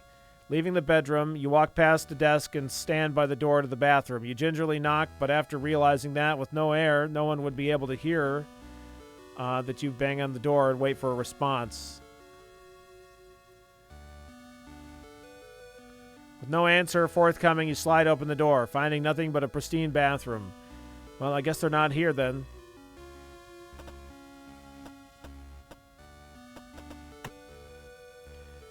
Alright, the terminal's not going to be working, so let's check those drawers. You head around to the back of the desk and try each drawer, working your way from top to bottom. Unsurprisingly, they're all locked. I need to find the keys if I'm going to get in there. Head into the bedroom, you take the time to look thoroughly. You hadn't liked doing this in Captain Bartomuse's quarters, and you didn't like doing it here anymore. What's up, Toasted?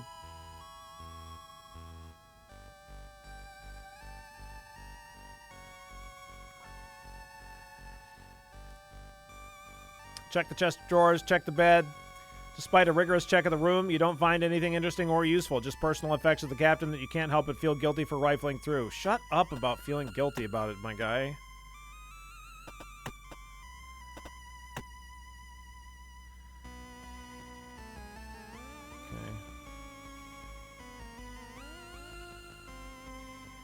Okay. What could be in those files?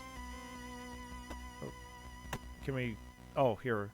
You hesitate for a moment, considering whether or not you should pick up the files in front of you. Although in normal circumstances, doing such a thing would result in severe disciplinary action, you reason that these aren't exactly normal circumstances. No shit!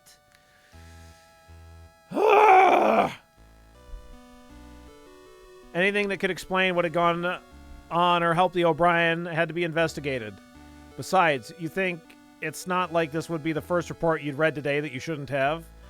You take the file in hand and read the heavy printed text out of the front.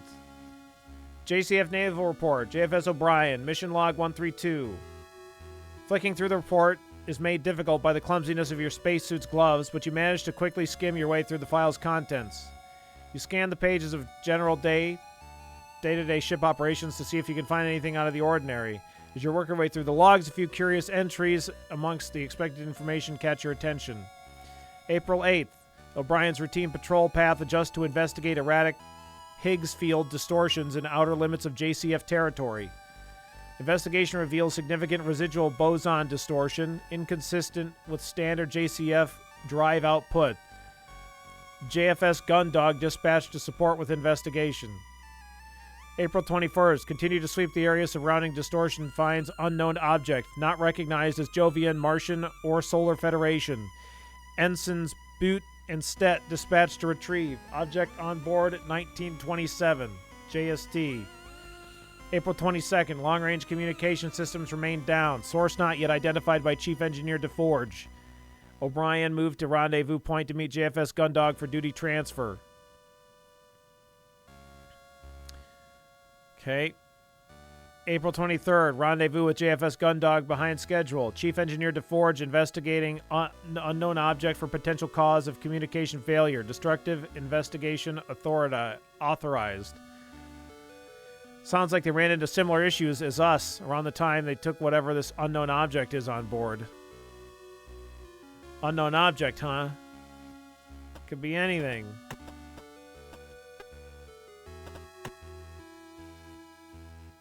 The bathroom's captain. The captain's bathroom is certainly a lot smarter than the pods. A lot smarter than the pods that you get in the standard crew quarters? Smarter. There's an actual toilet and a proper shower unit, too. Could even be a boat. I wonder if when you reach Admiral, you get your own bathtub. Definitely.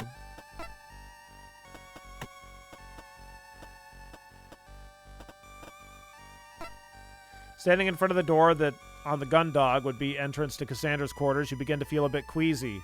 You've been doing your best not to think about how, aside from some lucky coincidences, this could have happened to the Gundog instead of O'Brien. Despite your best efforts to keep that thought out of your mind, you can't help but dwell on seeing the door that could have been Cassie's. Who spent their free time on the other side of this door? It is as much of a mess as Cassie's room? How close were the two of you from having this happen to you? Now's not the time for that. You remind yourself, stating it out loud to force the thoughts away. Smart can be neat too, but it doesn't really make sense here that way. Yeah.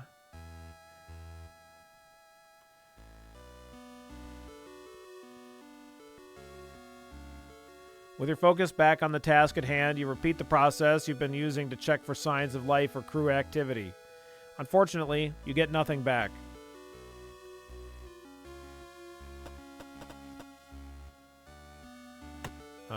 Really? Okay.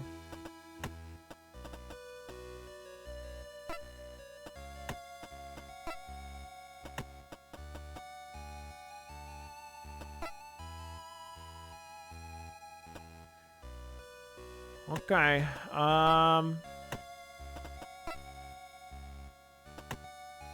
It's funny that, like, while we're investigating the captain's office, we realize that, like, oh, there's no point in, like, knocking on the door, because if it was a vacuum, and even if there was someone in there in a suit, they wouldn't ever hear. And yet, like, we get dialogue like this here at the fire control. There was no response. Hopefully that means it's empty. But, like, no response, like, what are we, knocking on the door again? It's the only thing that we have.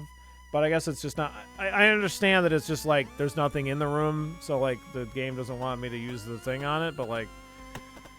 Whatever. Given the time and the Gundog, and presumably the O'Brien had blocked out, you knew there shouldn't have been anyone in the mess hall. Despite this, you also knew that it wasn't uncommon for crew members to disappear from stations briefly to grab a quick pick-me-up or treat, especially if their duty was quiet, and especially if that crew member's name was Cassandra Quinn. You go through the routine of hammering on the door, waiting for a response, and continuing to batter it with your fist just in case you hadn't been heard the first time. Despite your best efforts, you don't manage to get a response.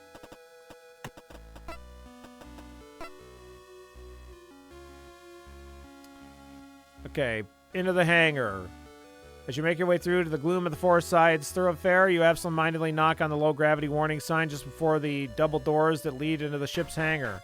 Placing the portable sub-terminal by your feet, you hammer the doors with your fist, hopeful that if anyone's in there, they'd hear you signal and reciprocate in kind. After around 10 seconds of this, you stop and press your helmet against the door. There's any noise in there, the vibrations should travel through the door and into your helmet. Okay.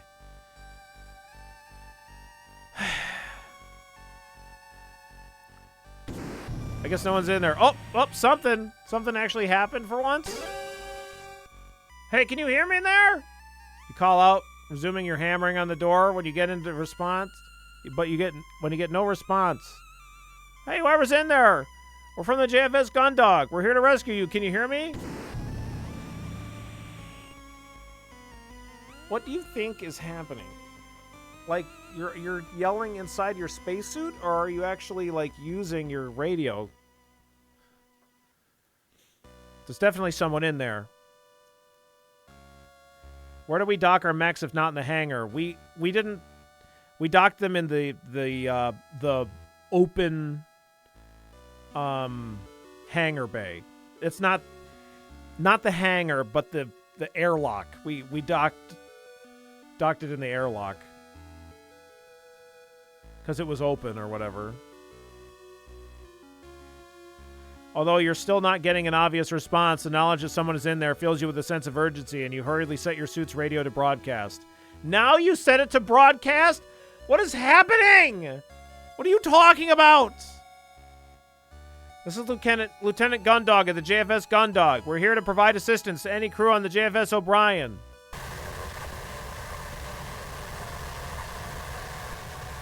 I repeat, this is Lieutenant Gundog of the JFS Gundog. Our name is Gundog.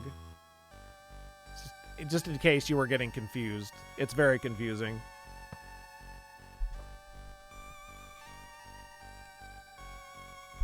We're here to provide assistance to any crew on the JFS O'Brien.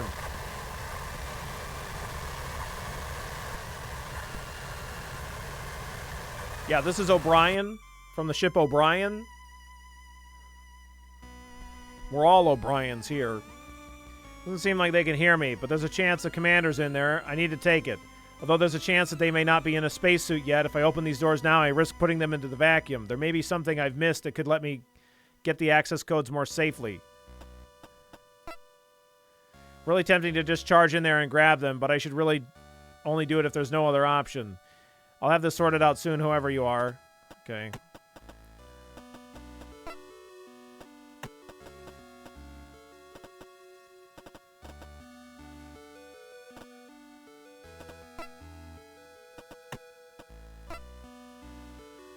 Just like you had on the other closed doors, you go through the process of making as much noise as possible at the door and waiting for a response. However, there's no answer to your attempted communication, and you head back, justifying the lack of response by thinking that no one should be in there anyway.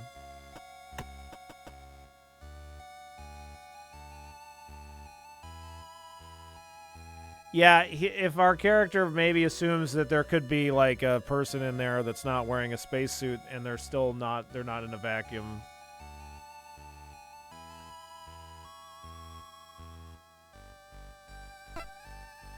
Just like you had seen on the Gundog a few hours earlier, where the aft thoroughfare should transition into the engineering department. Instead, all you see is a gigantic blast door. From experience crawling underneath one of them, you knew that there was no way you could ever hope of moving it manually. On top of that, there was no point in attempting to open it before you had the emergency access codes. With the battery power, the door took to open, you'd probably shut yourself in engineering with no way of getting back out. Although you had Dr. DeBoer's card, which should afford you access, you still needed those codes. Turn back and away from the door, making your way back to the aft thoroughfare. Okay, we're going to go up to the bridge. Had to step away for a bit. Did we vent Captain Vanessa Hansen? Anyone else who deserved it yet? No, we didn't.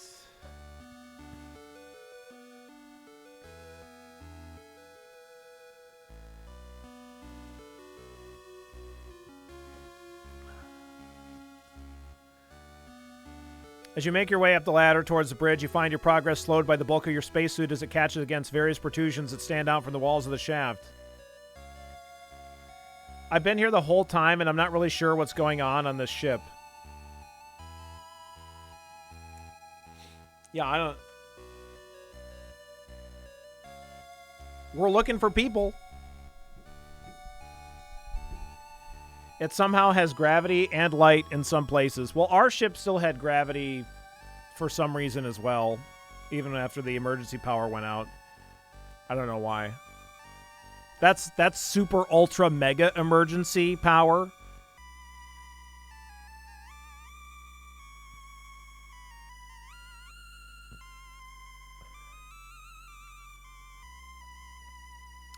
Despite having to stop multiple times to free yourself from these obstacles, you eventually see the faint outline of the entrance and the bridge above you. Clearing the remaining distance without incident, you step out from the hatch and onto the bridge. The absence of any signs of depressurization when you removed the panel in the central hub, as well as what you'd seen in the sick bay, had prepared you for what you knew you were about to see. Knowing you were about to see it, however, did not make it any easier. At the station on the left, you see a slumped figure of a young man. From his uniform and general appearance, you recognize him as Lieutenant Bashir, the officer that Cassie had been speaking to moments before the power went out on the Gundog. Unlike when he'd appear on the Gundog's view of the screens, the man you saw now had clearly suffered what looked like either a small explosion or massive electrical shock. The front of his uniform was at its best singed and at worst completely charred. It was the skin of his hands, as was the skin of his hands and his face. You grimace at the thought of what could have happened as you turn your attention to the captain's chair. There, slouching to the right, was the ship's captain, a rictus smile on his face, having seemingly suffered a similar fate.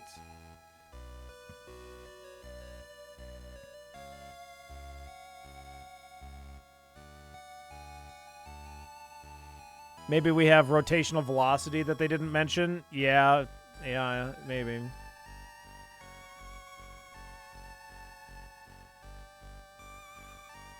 Whatever happened to these two, it looked like something entirely different to what had happened to the doctor in the sick bay.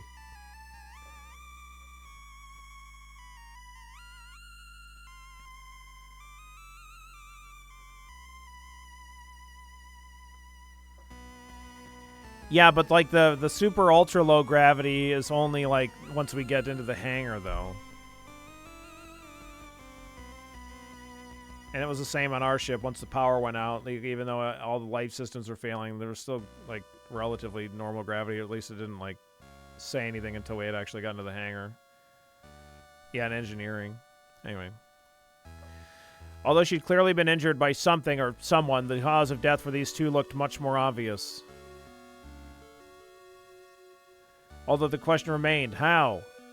You paused for a moment. You'd almost put your hand down on the headrest of the captain's chair, but you quickly move it away. If something had electrocuted these two, then... Pretty grim, right? Did you forget he was in here? You just sent him up here. Like you just fucking did, dude. My guy.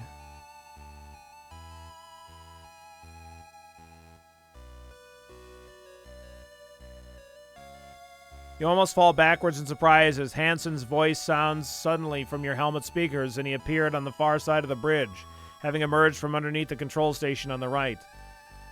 Easy, Lieutenant, it's just me. What? Ever seen what a fried human looks like? You take a deep breath in and exhale, catching the breath that Hansen had just scared out of you. Yeah, we're a terrible security officer. Damn it, Cruz, what the hell are you doing hiding underneath there? Following orders, sir. Remember? The plan. Hansen lazily waves the folder you passed on him, onto him at you. Wait, these guys look like they've been electrocuted. Based on where they are, did you check? Loosen up, Lieutenant. Power's not on. What's there to check for? You can't help but be amazed at Hansen's cavalier attitude towards the risk of a painful death via electrocution. Electrocution? All right. How's retrieving the black box going? Not bad.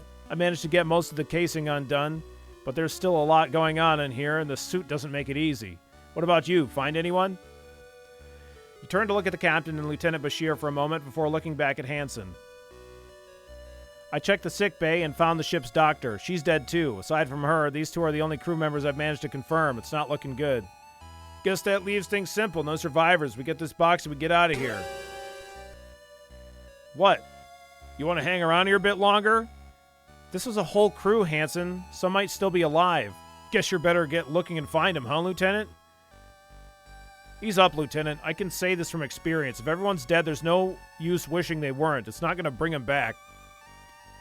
But if you're going to find them, you should get moving. Probably not much air left in here, left anywhere on the ship, even if they're lucky. With another shrug, Hanson walks away from you, heading back to the control station he was hidden under when you entered. Let me know when we're leaving, though, all right, Lieutenant? Despite already having Dr. Bohr's key card, you still needed a key card belonging to someone on the bridge, even if you were to have any chance at accessing the central computer to reactivate O'Brien. There'd be no better card to accomplish this than the captain's. As you walk around to the front of the captain's chair, you shudder. The shock that must have killed him had left his hands clasping at the arm's rest like talons. His face is gaunt and his eyes wide open, together with how the corners of his mouth had drawn back as far as they would go in a horrendous grin. The whole expression was unnerving, as if he'd been killed by some fatal but hilarious joke.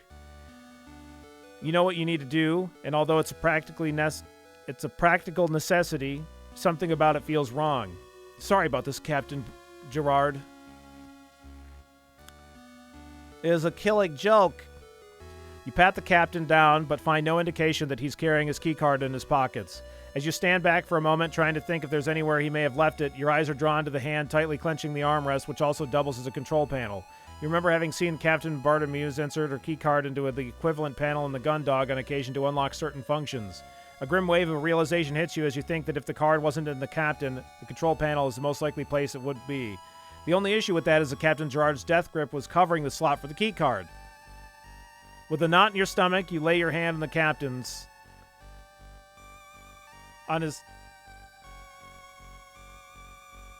With a knot in your stomach, you lay your hand on the captain's. Wow, love.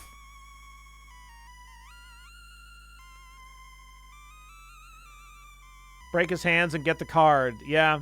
Shiver runs down your spine. You're just starting to squeeze your fingers underneath his palm and start pulling, and as you look down, you notice the gleam of starlight reflecting off a piece of plastic by the captain's foot. With a huge sigh of relief, you kneel down and take the card from the floor. Luckily for you, the captain must have dropped it before he was shocked. Oh, this card looks fucked, though. Yeah, it's melted. The plastic coating is mostly stripped away, and what remains has been bubbled up with the remnants of the magnetic strip flaking off. You can tell from the strip it's not not getting you anywhere. You sigh as you lay the remains of the card by the captain's hand. If I can't find a card with access to central computer, there's no hope for the O'Brien. You already have Dr. DeBoer's key card, blah, blah, blah. The captain's card had been fried beyond usability, but whatever happened to him. But maybe Lieutenant Bashir's card had been more lucky. You gingerly move towards the lieutenant, and doing your best to be as gentle as possible, you pat down his left-hand trouser pocket. Get in those trousers. Feeling nothing through the thick gloves of your spacesuit, you head to the other side of his chair before repeating the same action in his right pocket. This time you feel something. With a sense of unease, you attempt to remove the contents of his pocket whilst trying to not disturb the body too much. Eventually, but with some difficulty caused by the clumsiness of your spacesuit and your desire to not disturb Bashir's body any more than you need to, you manage to pull out what feels like it could be his keycard. It's fucking fucked too! Turn the card over a few times. It's definitely the lieutenant's keycard, but it looks like it's been half melted. Not only is it warped out of shape, but the plastic coating is blistered, with the magnetic strip on the back almost entirely peeled off. You can tell from its condition that it's totally useless. Blah, blah, blah. Okay. It's not going to get me anywhere, just like the captain's. Hopefully I can find the second in command, otherwise there'll be nothing we can do for the O'Brien. Hanson's hard at work under the station.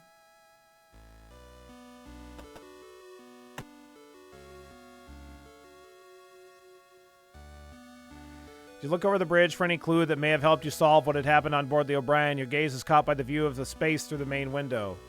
You knew that one of those lights was the Gundog, the sole reassuring thought you had the entire time you've been here. But what else was out there? What happened? What had happened didn't look like any attack that you'd ever seen, but what could have possibly happened on the O'Brien to cause all of this? Looking out into space won't help me figure this out. Okay.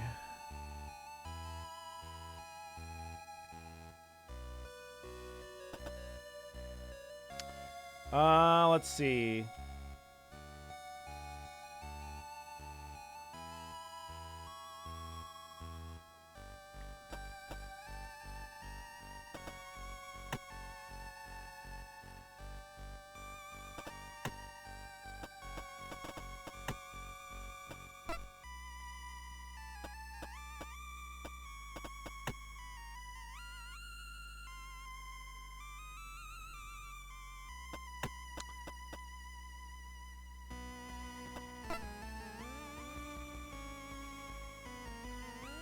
You stop as you enter the room just before the airlock where you'd been so used to the huge main shutter and its warnings and the gun dog. Here on the O'Brien was nothing but a vast corridor into space.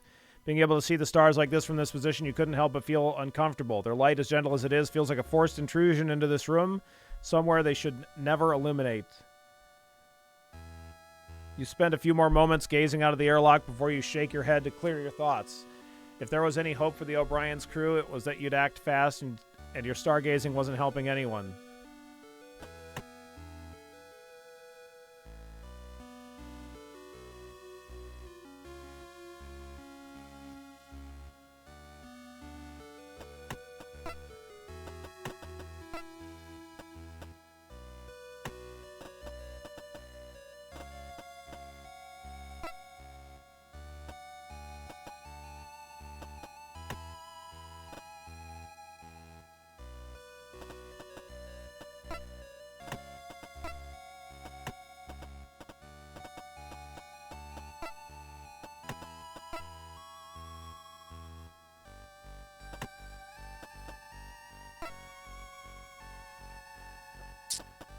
Okay.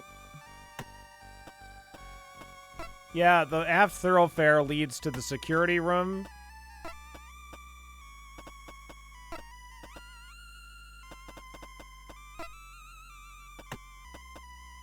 And to engineering, of which it tells me to not go, that I can't go in because I don't have the codes or the access card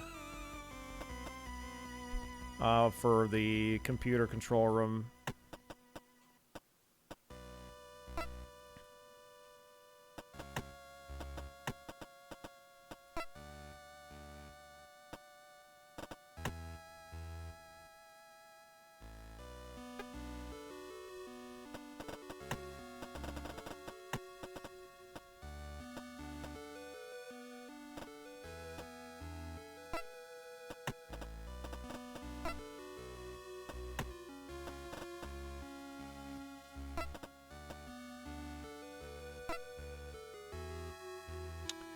I guess we're gonna open this fucker up. There's a chance that whoever's in here may not be in a spacesuit yet. If I open the doors now, I risk pulling them out into the vacuum. There may be something I've missed that could let me get the access codes more safely. I don't know what that is. If anybody has any suggestions, I'm open to them, but I don't know what... I don't know.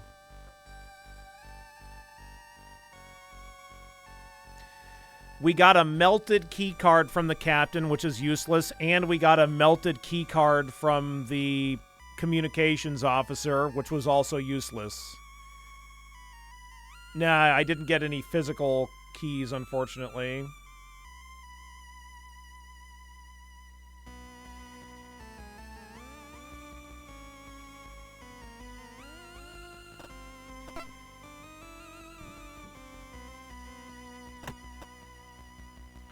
I have the O'Brien. I have the doctor's key card.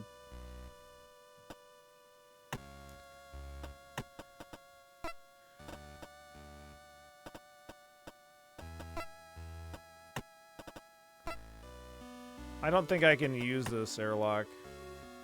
It doesn't make any sense to close the airlock manually now. The only thing that would do is cut us off from the armored frame and make it harder to leave if we can't get the power back on. Good idea, but I guess we're not allowed.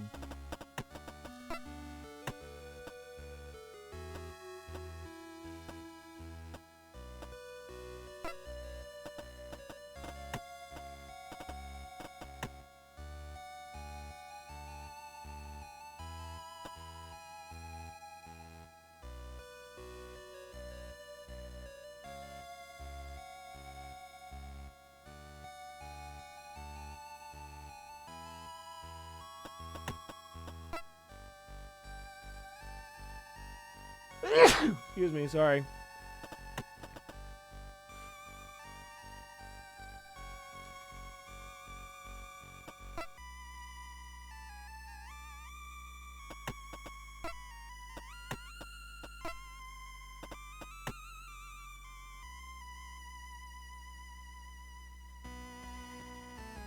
Yeah, it's annoying that there's no...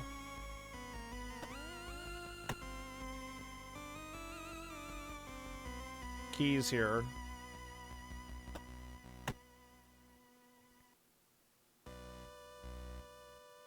It won't let me go into fire door control. I've tried. I'll try again. Oops.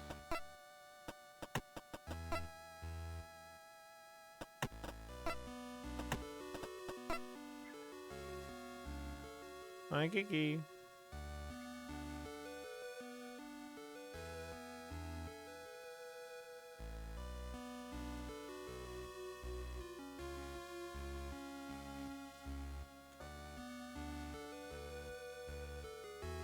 See if you can open the vice captain's room. If you know how, then I will try. But it like literally. All it lets me do on these doors, if I do use, is hammer on them. Or I could try to move into the doors, but it won't let me. Or I could try to...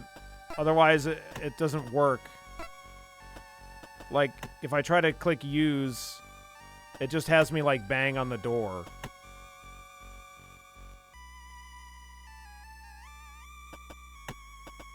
So I can go into the captain's quarters here, but if I try to move into anything else, it just won't even let me do it. And it's not like I can just use the item here. It doesn't do anything. See what I mean?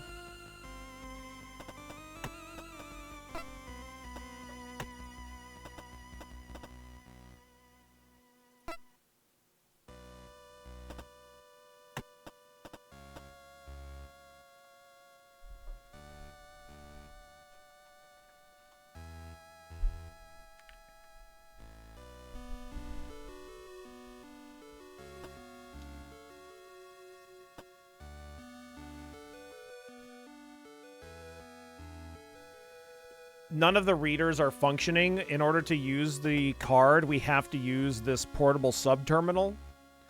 And the only way that the game lets me use the portable subterminal is by trying to move into the door and the game saying, yeah, okay, you can try that.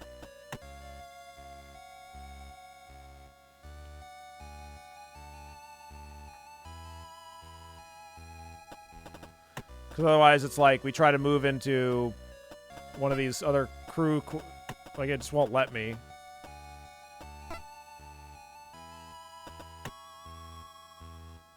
But, like, you can't... Like, even if you click on this item, you can't, like...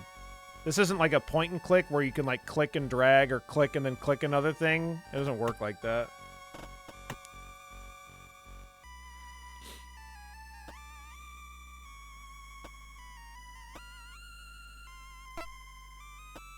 Yeah, I guess I could try... interacting with the captain again.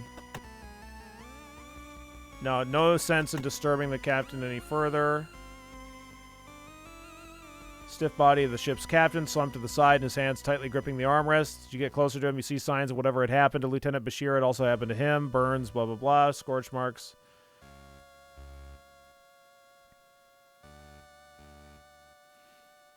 Okay. No signs of damage. You rule out an explosion or catastrophic malfunction, leaving you to assume that he must have somehow received a massive electrical shock. What could have possibly done something like that? That's where what's-his-face is. Used to control the ship. Unlike Lieutenant Bashir's station, it didn't look like anyone was here. Whatever had gone on here had happened. Oops. Instead, you can see Hansen underneath it. You hear the occasional mutter and grumble over your radio as he struggles to remove the parts needed to allow him to access O'Brien's black box. Better just leave him to it if we try to use it. Hansen's hard at work under the station. I should probably leave him alone. I don't think he'd appreciate my help if he needed it. Again, we can't use items here. Like, that's not how the game works.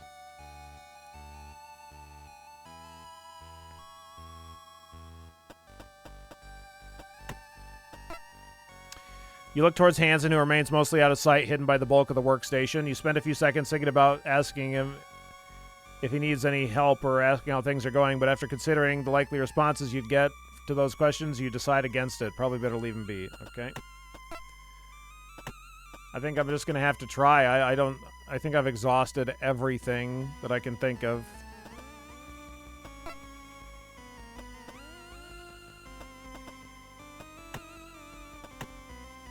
Can't use this desk.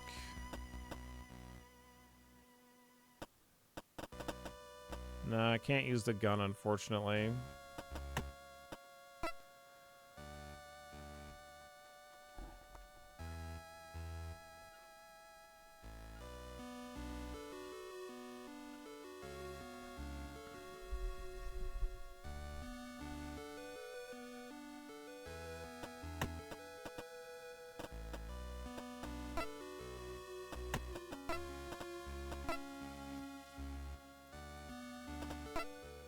Let's see who's in here.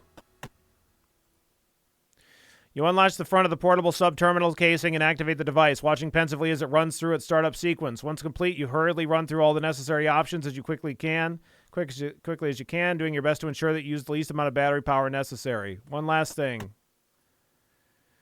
Quickly unfasten the pouch you place the doctor's key card in, withdraw it, and slot it into the device. With the same infuriating slowness that all the others, the doors to the hangar begin to move. You waste no time in standing up and working your way through the tight gap before the doors are even a quarter of the way open. Noticing the absence of any signs of depressurization, you continue to force your way through the doors. As soon as you're through the vault, on your way down the stairwell, skipping increasingly more steps as the gravity disappears. Again, it's like there's been gravity on the ship, and now it's disappearing. Until you're eventually floating past entire sets of stairs altogether. Setting your radio to broadcast with one hand and grabbing the guard rail in front of you with the other, you call out into the dark void of the hangar. Hello, is anyone in here? This is Lieutenant Dog from the JFS Gundog. We've come to help. Hello? Peer into the darkness, straining to see any signs of life. You knew that you'd heard activity in here from the other side of the doors, so where were they? Uh-oh. What's this? Does that say mother? Temporarily? I think so.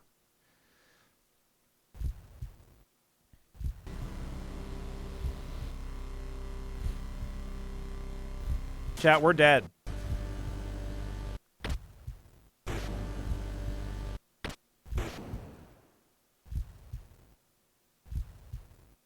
You stand frozen in place, unable to move your legs, unable to speak as the huge machine that has just pulled itself out of the darkness looms over you. It's unlike anything you've seen before. No ship, shuttle, armored frame, or worker pod that you know of looks like the slightest bit like this. As you will yourself to do something, anything, the thing in front of you remains totally motionless until suddenly something deep inside you tells that you've only got moments to react to whatever's going on. Run. Snapping out of your paralysis, you spin around, kick off the guard rail, and launch yourself towards the hangar entrance. Within seconds, you're already up the first flight of stairs and beginning to feel the pull of O'Brien's gravity when an intense light floods the stairwell. You stop and look down as the light fades to see whatever just happened has resulted in a slice through the flooring below. The stairs you just left and the wall beyond them... The stairs you left and the wall beyond them, leaving warped metal superheated and glowing on either side of the cut. You see more light flooding into the stairwell from beyond the hangar entrance as you turn back and sprint up the stairs, scrambling out of the double doors and into the four-side thoroughfare. As you stumble into the corridor, you grab your radio. Hansen, get to the Juno right now. We need to leave. As you yell out, you bolt to the central hub. Hansen, do you hear me? We need to get off the ship immediately. Oh, fuck! You scream one last time before sprinting down the remainder of the four-side thoroughfare.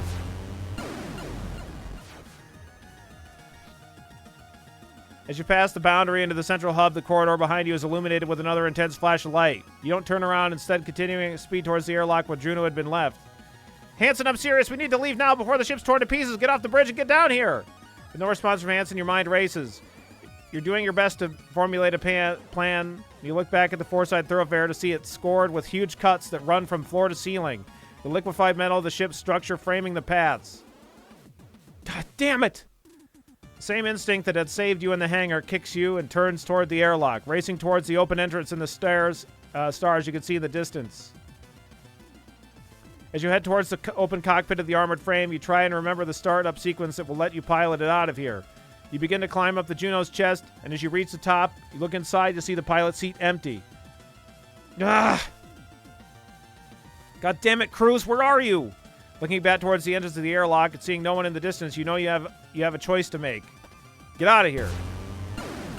You can't ignore the impulse driving you just to get out of here. An instinct that is soon proven to be correct as a blast of energy tears through the airlock. We do not have time to wait for Hansen. We must pilot this mech. We must destroy this thing if possible, or run. If Hansen wasn't aware of what was going on, with your radio not working, you had no way to contact him. He was on his own. Plus, with the blast getting closer in the armored frame, you didn't leave now. You may not have the chance in a few seconds. Before you buckle yourself in, you begin flicking the switches and pressing the buttons to activate the armored frame. Ugh. A wave of nausea hits you as you pause mid-sequence as the memory of the last time you started up an armored frame returns. You don't have time! Billy says, fuck Cruz. Well, it's not. He's gonna fucking be dead if we go for him, then we're both gonna die. We could save him if we get in the mech, potentially. There's 2 more mechs on board the ship. Like, he can fucking pilot one of those. You breathe in deeply, hold it, and exhale. No time for that. Not now. You do your best to ignore the queasy feeling in your stomach you carry with the process of getting the Juno ready for takeoff. Sorry about this, Hansen. Sorry about what, sir? As Hansen's voice crackles over your radio, you look up at the cockpit's entrance just in time to move out of the way as the ensign drops down into the pilot's seat. I thought we were gonna do it. Man, okay, fine. Huh, nice of you to get the Juno up and running, Lieutenant. You were gonna wait for me, right? You buckle yourself into the passenger seat as Hansen instantly picks up where you left off and continues the startup process. Get us out of here, Ensign. Now, Ensign.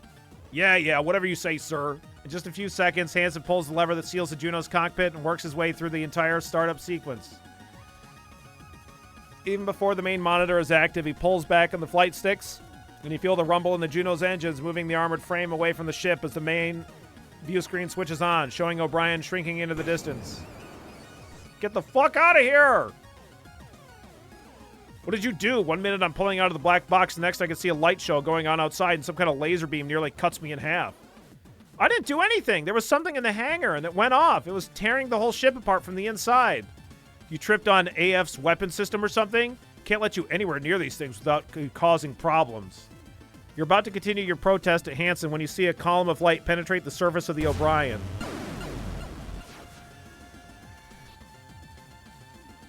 What the fuck? That's it. It's got to be some sort of prototype AF or something. I've never seen a weapon like it. Tore through the O'Brien's hull like paper. What the hell kind of weapon is that? No idea, but we need to take it out. We need to stop it, whatever it is, before I can do this to the gun dog. Hey, look at our lieutenant. Who knew you had stones? Hey, we got stones. Guess it's easier to make the order than follow through, though. So I don't think you're hot stuff yet. Hey, fuck you, Hansen. Cruz, would you just... Before you can finish, Hansen slams the controls forward, pushing you back into your seat and sending the Juno directly towards the enemy at top speed. As you struggle with the frame's acceleration, you look across at Hansen, who's leaning forward, a deep scowl on his face with his chest visibly rising and falling. Looking back at the main monitor, you see the O'Brien growing at an alarming rate as the targeting reticle at the screen shifts back and forth over the approximate location of the target.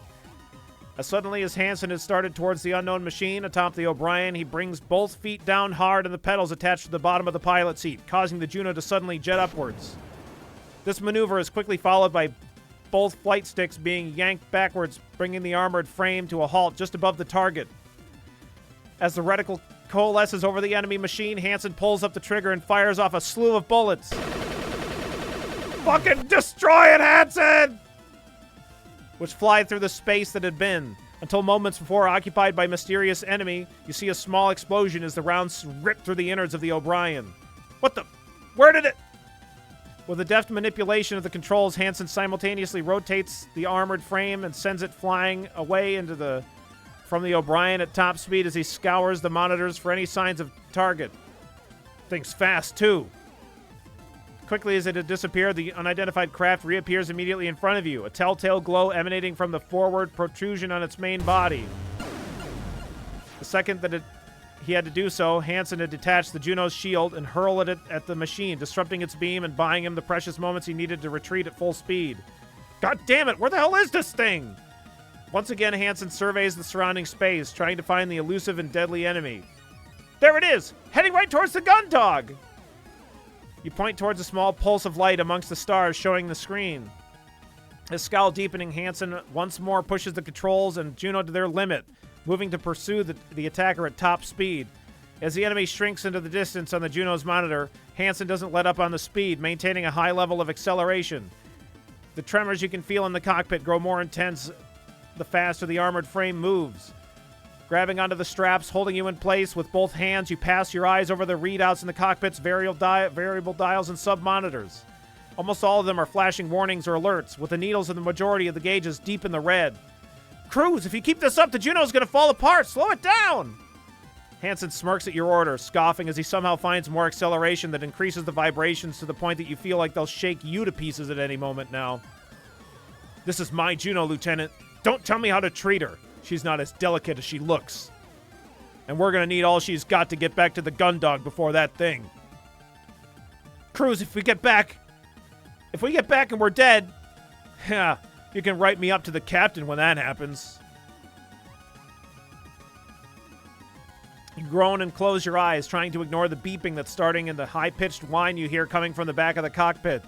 You're aware of every second that passes as the two of you race back to the gun dog, the tension worsening by the near-constant screaming of the warning systems. With Hansen in control, all you can do is hope that you can get back in time before the gun dog can be cut to pieces by the weapon you've seen make short work of the O'Brien.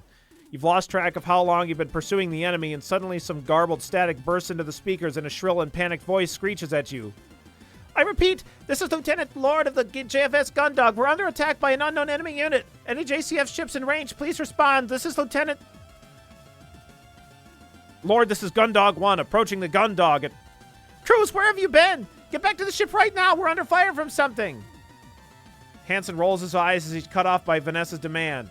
Roger that, ma'am. Gundog 1 returning. Now!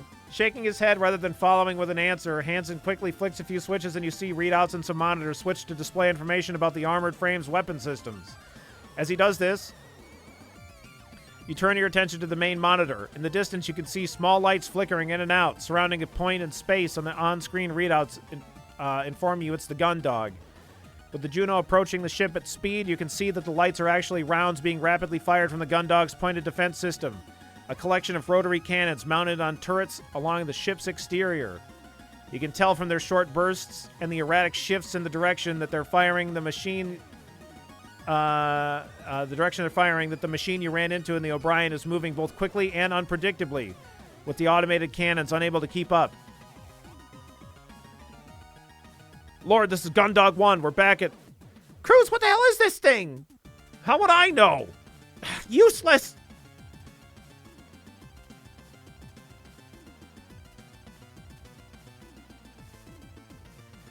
You hear Hansen mutter something under his breath, too quietly for the communication system to pick up. Just destroy it! We've already taken some heavy hits to the port hull. Yeah, I get it. Just tell Dees to watch that anti-air. As the Juno closes in on the gun dog... Oh my god, look at it go. Jesus Christ. You watch the trajectory of the shots being fired from the point defense system, knowing that they indicate where the enemy machine was rather than where it is. Based on the speed at which it's moving, you know that if you're going to have a chance at taking this thing down, you'll need to figure out a way to get ahead of it. You're about to make this observation to Hansen, but you see a deep focus on his face, his eyes tracing the path of the enemy moving as it weaves around the barrage coming from the ship.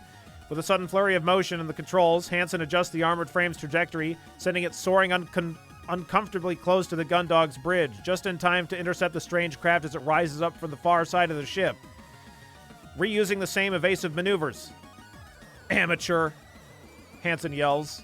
Slamming down on the pedals, Hansen positions the Juno over top of the enemy, and you hear a heavy click as he pulls the trigger on the right flight stick. Too easy! Fucking get him!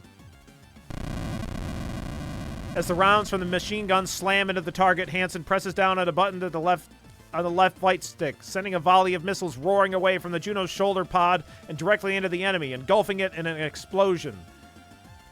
Doesn't matter how powerful the machine is if the pilot's no good. What? As the smoke clears, staring back at you is the machine that you just seen hit by a swarm of missiles, each one individually powerful enough to destroy another armored frame. Instead of being totally destroyed, the craft looks completely fine. You don't even see a hint of a scorch mark on its armor. What is this thing made of? Hansen snarls, pulling the trigger on the right flight stick again, this time emptying the entire magazine into the target. As if totally indifferent to the Hansen's assault, the craft turns to face you, and you see an increasingly bright light begin to build in front of it, with sparks and crackles of electricity running along its nearby surfaces. Move! Don't tell me how to pilot! The ensign yells back at you as he navigates the Juno away from the beam that tears through the space that you just occupied. The only seconds after what felt like a moment of triumph, the tables have been so thoroughly turned you find yourself being slammed from side to side as Hansen executes a rapid series of maneuvers in an attempt to escape the enemy's pursuit. Huge beams of energy blast through the space around you every few seconds as the Juno dives, climbs, rolls, and banks. As he weaves through the hail of bullets coming in from the Gundog's own defensive systems and the hails from the enemy machine, Hansen's breathing grows faster and faster. Hansen, we can't outrun it. We're going to need to figure something out. His eyes flicking rapidly back and forth from monitor to gauge, and his hands twitching quickly, sending the Juno darting from place to place. Hansen doesn't seem to notice you at all. Hansen! Hansen! What? This isn't working. We need to do something. Don't tell me how to pilot. Stow it. You can't keep this up forever. We need to figure something out. As you yell at Hansen, you get thrown into the side of the cockpit by a high-speed turn that he pulls off just as a huge beam passes overhead, illuminating the cockpit as its brightness fills the monitors. Come on then, sir. What do you have in mind? We should get Haru out here. Get main guns, maybe? Maybe. You rack your brain trying to come up with some way to stop this impervious enemy. You just watched it take a direct hit from the frame-busting missiles and come away without a scratch. If that didn't harm it, then nothing else that Juno wielded would. How would you take down an enemy powerful enough to destroy a ship in a few strikes? That's it! What? If the missiles won't take down that thing, nothing else we've got will do the job. Great, so what? You want to surrender to it just because you think we can't win? Shut up, Ensign! That's not what I mean. Hansen glances across to you, and you see him mentally chamber a retort. But then he can say... But before he can say, his attention is taken by another blast from the enemy's energy weapon, which he evades at the very last moment. We don't have anything strong enough, but at point-blank range, the Gundog's main cannons are powerful enough to pierce the hull of even the Martian dreadnought. We'll use those. Hansen scoffs at you despite being in the middle of carrying out a maneuver involving suddenly braking, dropping downward through space, and letting enemy machine fly overhead so that he can fire another volley of machine rounds at its underside. Yeah, great idea, Lieutenant. I don't know if you noticed, the ship's auto turrets can't even keep up with this thing. How do you think the main guns are going to manage to lock on? Hansen was right. The main guns were huge and nowhere near as fast as the point defense system when it came to acquiring a target. At the speed of this thing was moving, they'd have no chance of landing a shot. Unless we fucking held it in place ourselves and sacrificed ourselves. Hit it with that special beam cannon, baby. You lean towards the Juno's communication system and press down on a button that allows you to broadcast.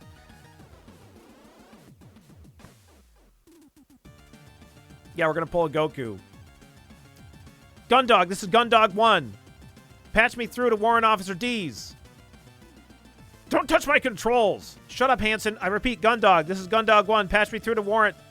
What do you want, dog? We're just about to send Rumney out, but the launch pads are damaged, so they're coming out of the main hangar door. Deal with it for a few more minutes. Nothing we've got on the Junos are going to stop it, Lord. Just put me through to Dylan. I'm in command of this operation, dog, so you listen. Lord, shut up. Put me through to Dylan right now. Hey, Lieutenant, how's it going out there? Despite Dylan's lackadaisical tone, you can see the panic in the low-resolution footage of his face, and his eyes dart back and forth, presumably trying to keep a lock on the enemy. Dylan, are the main guns ready to fire? Yeah, they're all loaded up. This thing's way too fast for them to lock on, so... How long do you need? What? How long do you need to get a lock on to stationary targets? Like 3 seconds, but... You turn to Hansen, his attention still mostly dedicated to evading the Gundog's assailant. Think you can keep that thing in one place for 3 seconds? This plan's insane, you know that, yeah? Hansen, the way that thing moves, the only way to keep it still is to hold it in place. So of course I can, but if those shells damage this thing, they'll probably take us with it. Your stomach drops. You hadn't considered that part of the plan. Right now it seemed like the only way to stop the enemy craft, but if it meant going down with it, it's worth it. You're the boss. Hansen smirks, pulling another tight turn in the armored frame, sending it towards the ship's bow. Dees, I'm gonna get right in front of the Gundog. Get ready with those guns, all right? Yeah, okay, copy that, Cruz. With a sharp forward thrust of the flight sticks, Hansen brings the Juno to a maximum speed, but a split second later he brings it to a sharp halt as he spins around to face the pursuing enemy. If you weren't busy getting thrown around the cockpit by his maneuvers, you'd take a moment to appreciate the feint, but as it was, you were occupied trying to regain the ability to think straight. Thinking way too gay right now. As the machine slams into the armored frame, Hansen resumes maximum thrust, countering the craft's propulsion to bring it to a halt. To generate the level of thrust needed to counter the enemy's propulsion, Hansen was pushing the Juno beyond its limits. Above the wail of alarms and warnings, you could hear the screeching the armored frame's engines as they were pushed further than they'd ever been built to go. Geez, now! Yacht acquiring, firing! Let's fucking go! You and Hansen are both jerked violently around as you feel the impact from the shells impacting the machine, held stubbornly in place by the Juno. More alarms begin to sound, and the scream of your engines grow louder as your armored frame strains against the enemy. It's still in one piece, Lieutenant Ensign! Then keep firing! You scream. All right, reloading, just keep it steady. Oh yeah, it takes 30 seconds to reload, sorry. You grip tightly to your seat, bracing yourself for the impact of the next volley, whilst Hansen continues to force the enemy into position. Lock acquired! You grit your teeth, ready for the volley of blows when... hell! Instead of being thrown around erratically again, you're forced back into your seat by a sudden rush of acceleration. Hansen, what's going on? You just about manage to turn your head against the force of the thrust to see Hansen shunting the flight sticks back and forth and stomping on the pedals. The engines must have cut out, but the controls have gone on ours. I can't stop them. As Hansen continues to struggle with the controls, Vanessa screeches at you over the radio, sounding more panicked than ever. Cruz, you're headed straight for the hangar. Change course, Cruz. I'm trying. Cruz, you're gonna... Oh, fuck.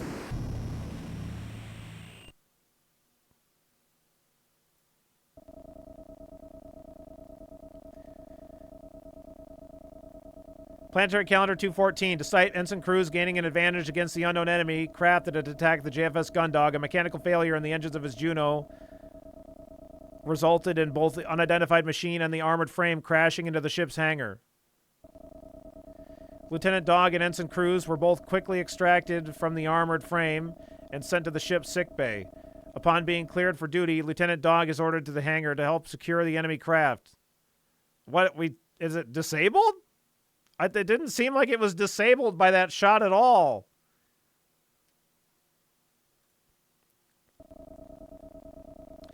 Outer Jovian space. The hangar of the Jovian patrol ship JFS Gundog. Oh my god, he got to use the foam. You stretch your neck from side to side and roll your shoulders as you wait for the captain's judgment. He jizzed all over it. Dr. Rosarium had done his best for the neck injury you'd acquired during Hansen's less-than-textbook landing, but the captain had been insisted that her sole security officer return to duty immediately. As a result, after a cursory once-over, the doctor had given you an anti-inflammatory injection on one side of your neck and an injection of painkillers on the other before sending you on your way.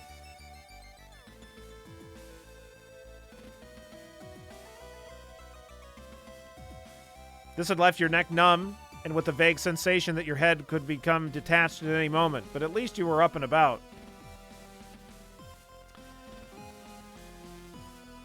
Surveying the hangar, you know you should be thankful for this miracle. Both Hansen and Juno and the craft it had been fighting had entered the hangar at full thrust. If Dalton hadn't thought quickly and activated every single piece of arrestor gear available, the two machines would have been torn straight through the belly of the Gundog. On top of that, they slammed into the storage container that held the tank he'd been keeping his experimental high-density foam in, causing it to rupture and coat the attacker in the substance and adhere it to the hangar floor.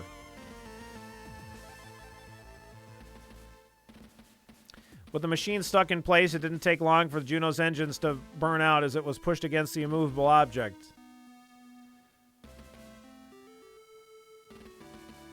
What this did mean, though, was that the mysterious assailant, which had torn the O'Brien to pieces and nearly done the same to the Gundog, was stuck, irremovably for the time being, right in the middle of the hangar. It had shown no activity since it went dead just outside the Gundog, but having one of those eye-like cameras exposed didn't leave you... Is this craft secured, Lieutenant? Yes, ma'am. To be honest, Cadet Grange's foam has done most of the work for us. With the amount of that stuff covered in it, I don't see it making a move anytime soon. Even the tethers we used aren't really necessary. When we get back to Europa Colony, it'll probably be easier to remove the entire hangar block to get this thing rather than carve it out. Is that so? Yes, ma'am. You wait for a moment as the captain allows your response to a rhetorical question to hang in the air. As far as capturing enemy technology goes, this could have certainly gone more smoothly. A bolt of anger shoots through your body, as if you have any right to criticize things going badly. You immediately suppress the reaction as the captain turns back toward you. Regardless, you've all done good work today, Lieutenant Dog, Cadet Grange. Oh, yes, ma'am, thank you. Dalton, who'd been lurking at your side like a nervous shadow the entire time, squeaks, the unexpected compliment taking him completely by surprise. I mean, that is, if the container hadn't been in the area, then we wouldn't have lost so much hangar space, and I'm sorry that... You swiftly but gently elbow the cadet in his side. Which is, thank you, ma'am. I just wish I'd had a chance to use it as intended, or even as ammunition for... You deliver another gentle blow to Dalton. Yes, anyway, thank you. Very good, Cadet. Well then. Nice clumps, Dalton. Yeah. Nice clumps.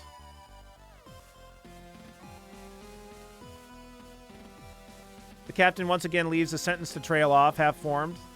Whereas the manner of speech had previously left you disconcerted with its indication that there was something the captain was holding back, you found yourself no longer bothered by it.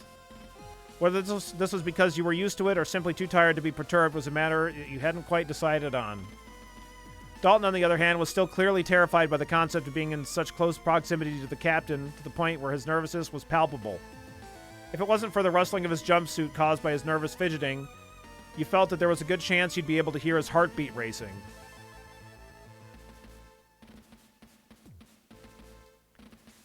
Has the chief...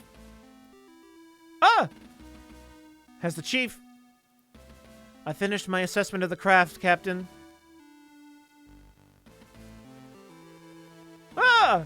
Dalton, calm the fuck down. With an amount of grace that surprises you, the chief, having appeared from underneath the catwalk, grabs onto the handrail and effortlessly redirects her momentum, planting her feet firmly on the walkway you're all stood on. Thank you, Chief Cathys. And your assessment? Hard to say. Never seen anything like it. General structure's totally different from the humanoid construction you'd see on an AF. Whatever materials this thing is made of doesn't line up with what we see on Martian or Terran machines. Even the samples of that titanium they make on Lunar didn't have the kind of durability this thing showed. Based on the combat data from Cruise AF, even that had been torn apart.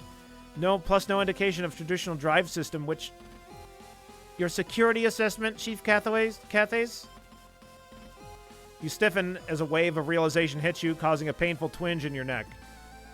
As soon as you got out of the sickbay, the captain had ordered you to secure the craft. In your current state, still running on leftover adrenaline and recently dosed up in medication, you'd followed that order to the letter, completely forgetting about assessing any potential risks. Right. Yes, Captain. There's no sign to indicate that this craft is active anymore. No measurable electronic activity, no readings to suggest an active reactor. Looks like the whole thing has been totally shut down. The only reading that showed anything was a boson count. It's surrounded by a massive amount of residual distortion.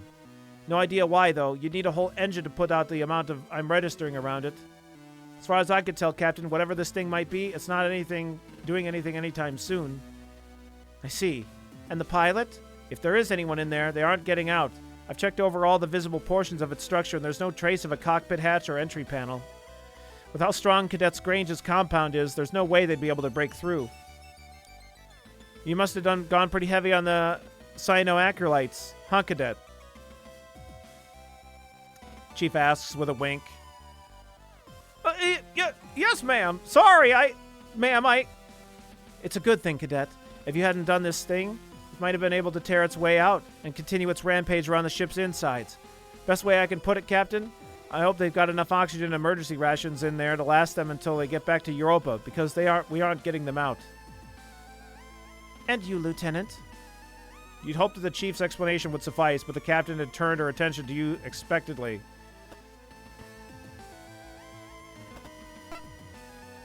I think the Chief Cathays has just about covered it, Captain. I didn't see anything that looked like a hatch when I was securing it, so I don't think anyone's getting out of there. I see. Nothing to add? You spend a brief moment trying to come up with some other comment you can add to what the Chief said, but feeling another twinge in your neck lay over the already present exhaustion, you realize you simply don't have the energy. No, ma'am. Well, that makes life easier. Swift classes weren't designed to be with Briggs.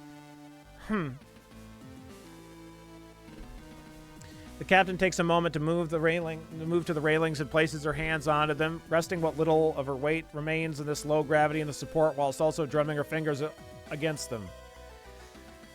As you watch Captain Bartomuse, you see with a brief glimmer of spark in her eyes, the slight change transforming her in front of you from the consistently disinterested captain you know to a canny, analytical version of herself.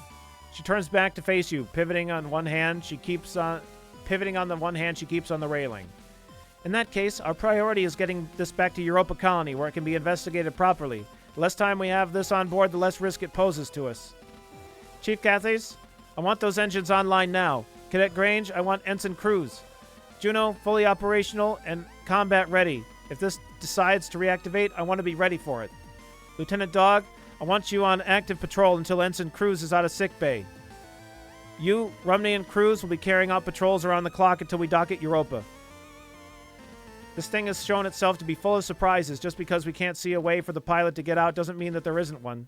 Carry out a normal patrol and report back to me. I'll be in my quarters writing this up. Understood? The three of you snap to attention and throw a salute in perfect synchronization. Even the chronically fidgety Dalton maintains perfectly still, professional countenance. Yes, ma'am. Yes, ma'am. Yes, ma'am. Very good. Dismissed. With a shove against the railing, the captain launches herself towards the hangar entrance, and the three of you drop your stiff postures as soon as she's out of sight. Hell of a day, huh, Lieutenant? Hell yeah. You roll your shoulders once again, trying to get rid of the stiffness that's working its way back into your neck. All in a day's work, Chief Mom.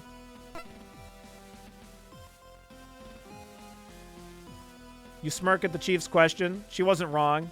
At this point, you felt you were running on fumes, driven by willpower alone. If you admitted to yourself that you were on the verge of collapsing from exhaustion, it wouldn't be long before it actually happened. I don't know about you, Chief, but this is what I signed up for.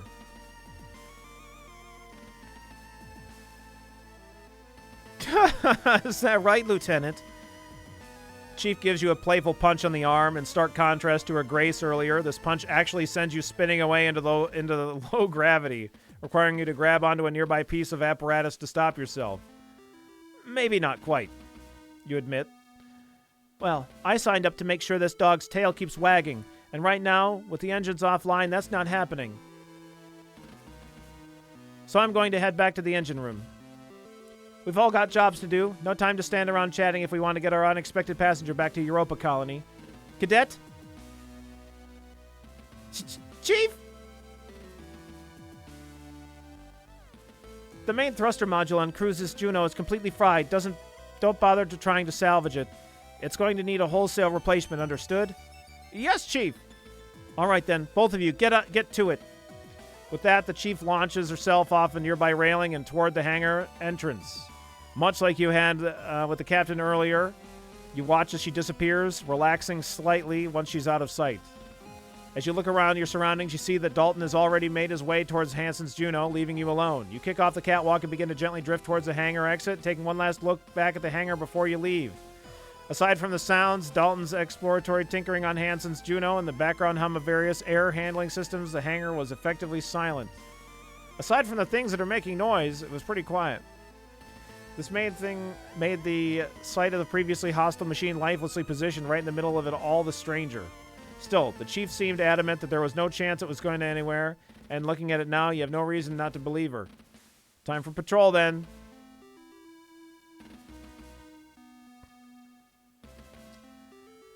Woo, boy.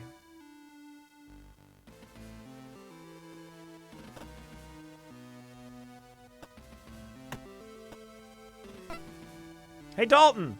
You shout across the hangar as you shove off the railings toward him, hoping that by giving the cadet as much notice as possible, you won't spook him. Lieutenant! How can I help, sir? That was a lot of yapping. That's the whole game. Welcome to Text. It's a visual novel. So. You saw Ian Lee. Although he wasn't alarmed or shocked, you could tell he was more nervous than usual. Nothing to worry about, Cadet. Just part of the patrol, making sure to check in on everyone. How are you doing? I'm doing all right, Lieutenant. Thank you. Good to hear. Are you sure? It didn't seem possible for Dalton to be more apprehensive, but looking at him now, you could see something eating away at him. Are you sure about that, Cadet? Well, I am... In the span of a half sentence, Dalton goes from a bundle of nervous energy to totally deflated. I don't want to be here anymore. Everything's going wrong, and it keeps getting worse, and I hate it, and I want to be here alone. All this games, I'm scared. I don't want to be here anymore. Aw, poor Dalton. Aw. Oops. I don't want to be here anymore. Hey, Dalton, it's all right. Don't... Taken aback, you tentatively move towards the cadet, raising your arm to lay a reassuring hand on his shoulder.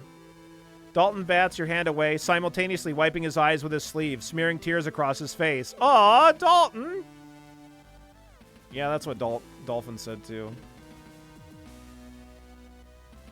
No, I'm fine, sir. I'm sorry, I'm just a little bit stressed out, and it's been tough, but I need to fix the... You move toward again, but before you can reach him, he spins, preparing to kick off the Juno towards the crates of the other side of the hangar. Anchoring yourself with one hand, you reach out with the other, grabbing the back of his jumpsuit a second before he can get away. No, sir! I've got to go and do the... I gotta... You strain for a moment against the force of his momentum, but your grip holds and you draw him back to you. Give this man a hug! Sir, Dalton, it's all right.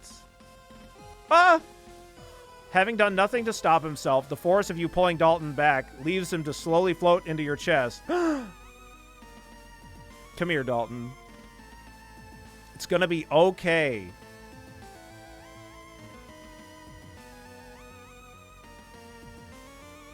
As Dalton floats limply in silence, you keep your grip on him, but don't say anything, not wanting to push him before he's ready. I don't want to push him before he's ready. I'm sorry about that, Lieutenant. I didn't mean to get so worked up. It's just been a really stressful day, and I'm finding it a bit tough.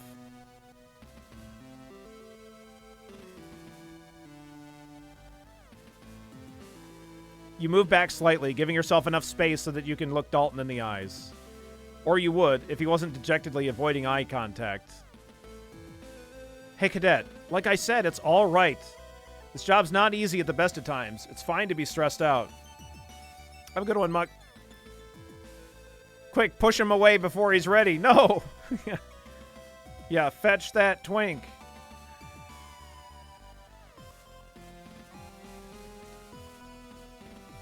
I know, but I really shouldn't be.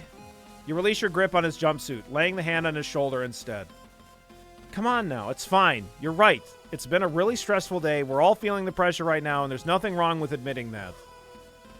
If we're being honest, I'd be more worried about anyone on this ship who's not feeling the strain. But the chief and the captain and you... Trust me, Cadet, everyone is feeling it at the moment. Turning away from you to look at the strange machine amongst the mass of foam on the other side of the hangar, the trainee engineer sighs despondently before looking back at you. But how do you all deal with it? You can't help but smile at Dalton's question. I wish I could tell you. Oh. But hey.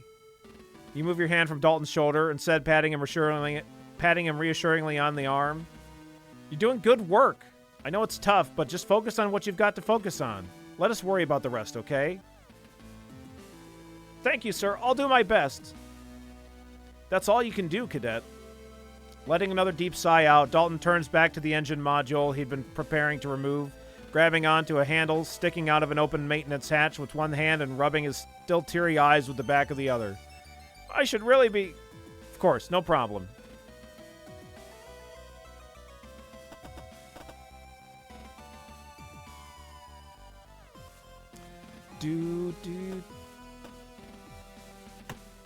Look at that thing.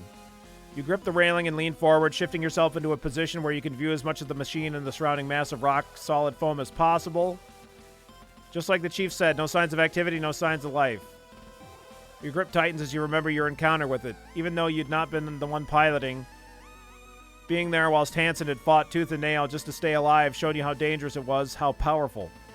Even a direct hit from the Gundog's main guns hadn't managed to stop it. The fact that it had been almost unstoppable until suddenly deactivating had started to nag at you as you stared at it. Had it really been stopped, or was there something else going on? Yeah.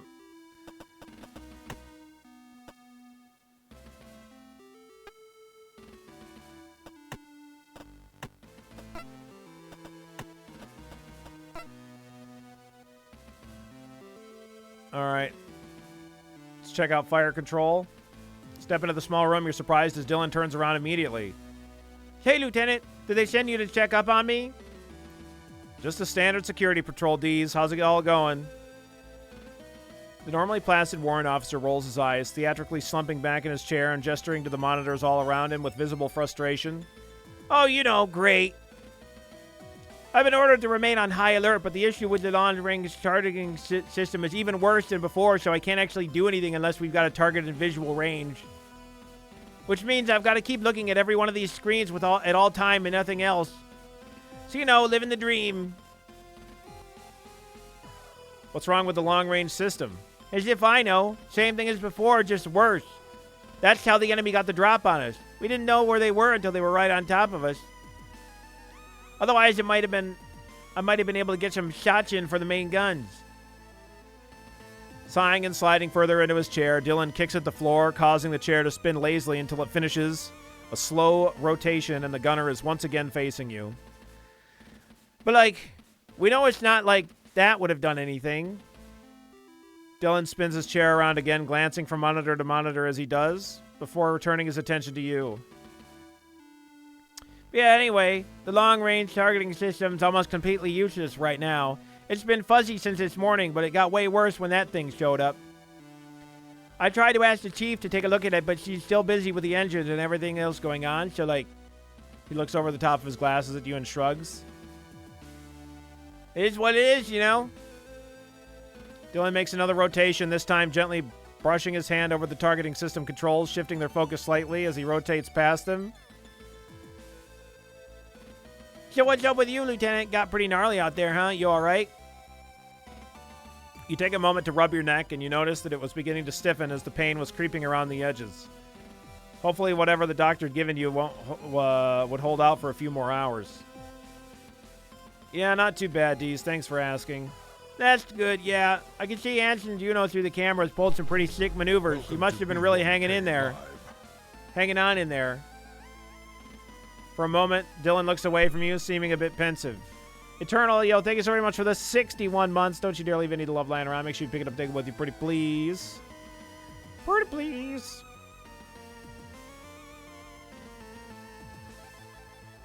$61, that's at least a dozen, right? It's like a dozen years. At least. I think it's like 60 years or something.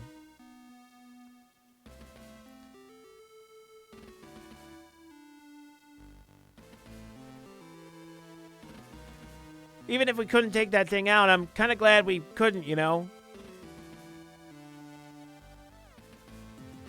It would have been a real bummer if I had to blast 2 of my crewmates to pieces just to take out the enemy.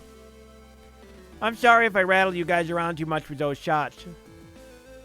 You smile and wave your hand vaguely with a dismissive gesture. Don't worry about it, Deez. Hanson and I made our choice. Yeah, that's, Dylan looks back at some of the monitors, clearing his throat. Silence hangs between the two of you, and you're about to make your excuse to leave before Dylan leans forward in his seat, looking you dead in the eyes, and speaks in a hushed tone. So, like, what is that thing, Lieutenant? What happened on the O'Brien? Is it Martian? Terran? What's the deal? Have we got the pilot yet?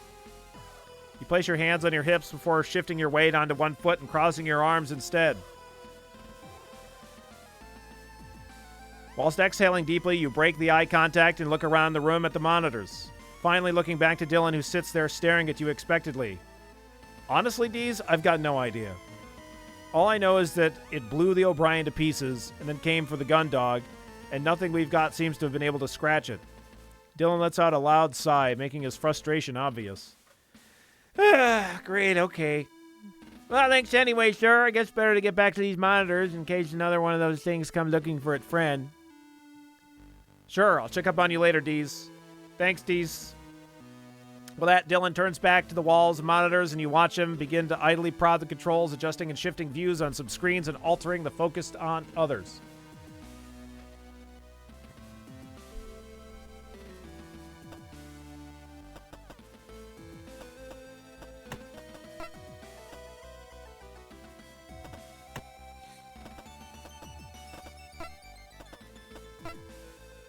Before you even head into the mess hall with the aroma of machine-made coffee and pancakes wafts down the four-sided thoroughfare and your stomach growls audibly. You hadn't realized how hungry you were until now, but the soft scent of rich food in the air and your body begins to let you know, in no uncertain terms, that you are ravenous. As you step inside, you see Ensign Rumney leaning back lazily in their chair, picking their way through a stack of syrup-covered pancakes. Fork in one hand, cup of coffee in the other. They acknowledge you by looking over the doorway and raising their cup of coffee slightly before returning to their meal. Before you can say anything, your stomach growls loudly again. A smirk appears on the pilot's face briefly, but is quickly dismissed as they go to take another mouthful of pancake. As they carry on eating, you decide to leave them to it for the time being and head to the room to take a look at the available options. Approaching the machine, you look over the list of menu options. You'd be surprised when you first got on board. The choice was just as extensive as the machines on much larger ships you'd been stationed on. The problem with this is that all the choices made it difficult to decide on what you actually wanted to eat. You spend a minute or two going back and forth over the various menu options before narrowing it down to...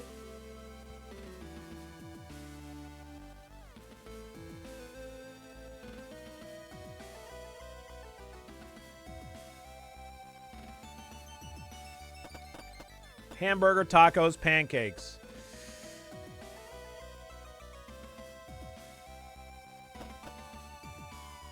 Tacos. You select the tacos, and the machine immediately begins to emit a series of muffled mechanical noises. After a few minutes, the noises stop and a hatch opens, presenting you with a plate of hard-shell tacos. You remove it from the machine and head over to your table, sitting away from Haru. Their silence gives you the impression that they weren't looking for a conversation, and you are happy to respect that choice.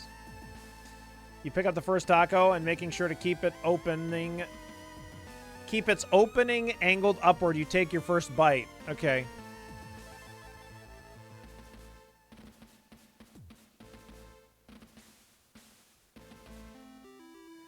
Although the taco definitely tastes good, the hard shell of the remainder that you're holding begins to crack and splinter. Yeah, that happens sometimes.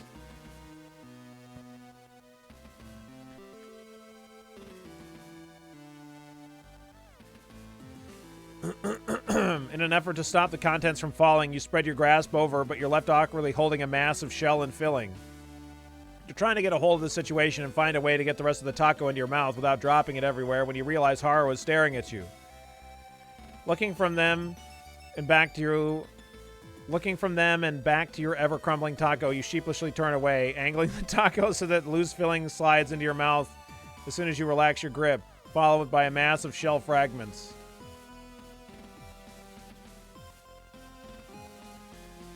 With various taco components all over your mouth and hands, you clear your throat and do your best to brush them off. Haru continues to watch you wordlessly as you realize that you've got 2 tacos remaining. We don't know how to eat tacos. Stop looking at me, Haru! Taking the second in hand, you're a bit more restrained with how you approach it, taking a few small nibbles at a time rather than large bites. Despite this approach, the shell almost immediately splits in half as you attempt to keep the filling contained. You're left awkwardly sandwiching the 2 halves together, making eating it look like a bizarre form of praying. Oh my god. We don't know how to eat tacos. What the fuck is happening?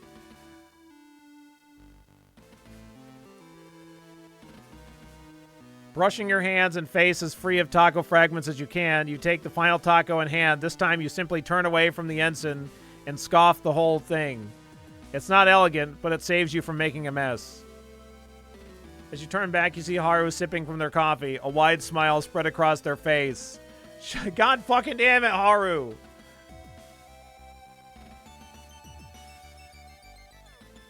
You know, Lieutenant, I think you're the first person who's ever treated me to dinner and a show. Okay.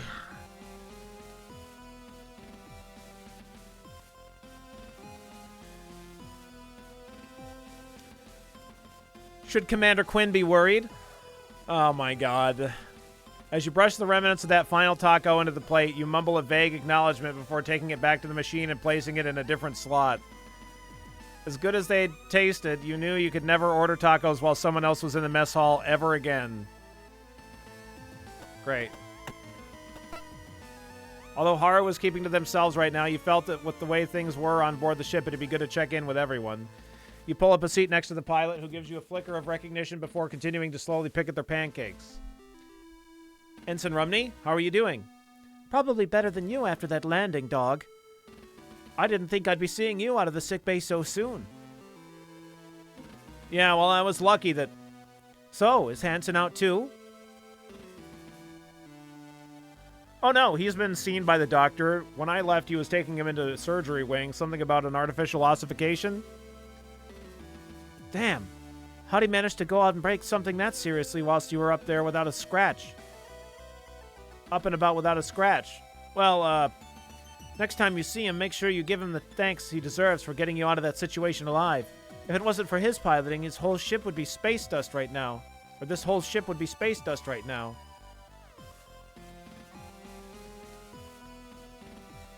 After that landing, and I mean the tacos. God damn it. You roll your eyes and cross your arms. You know they're not wrong, but the thought of actively thanking Hansen for something... Yeah, I'll let him know. Haru returns their attention to their pancakes, continuing the meal, only interrupting it with the occasional sip of coffee. You sit there for a little longer, but as the silence drags on, you decide you probably got as much conversation out of Haru as you're going to, so you push your chair back and stand up. As you go to walk out, you hear the sound of Haru's chair as it scoots along the floor, causing you to turn back. I'm serious, Lieutenant. Make sure you tell him. You look at Haru for a moment, and then mentally shrug as you turn away again. Heard you the first time, Ensign. Don't worry.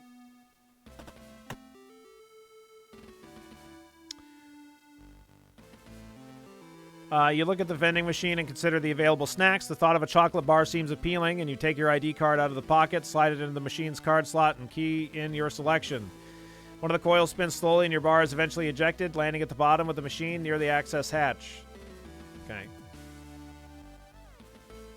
Okay.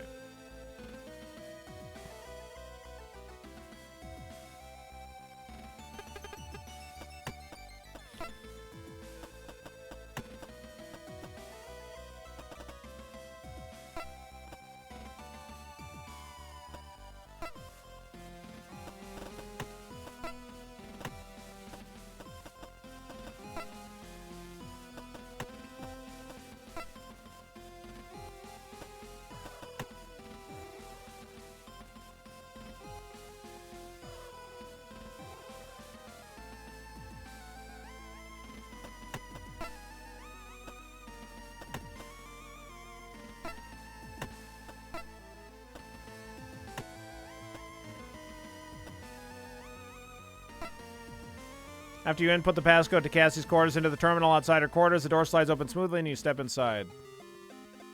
Okay, she's not here. She's likely still in the sick bay. Fine.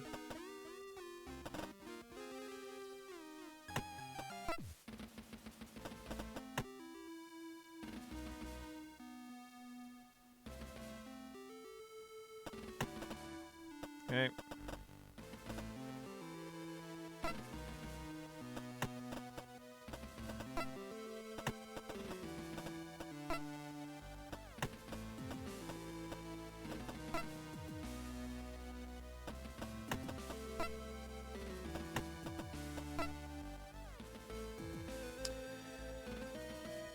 Pass through the stillness of the aft thoroughfare and head into the thrumming depths of the engineering department. As you make your way through, you look around for any sign of the chief.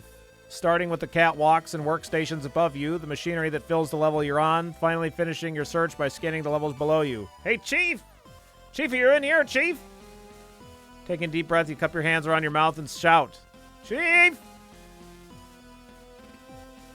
You wait for a moment, but with no response forthcoming, you decide that you can be sure the chief isn't in engineering. Despite the level of noise coming from all the various systems, it wasn't like engineering was that loud.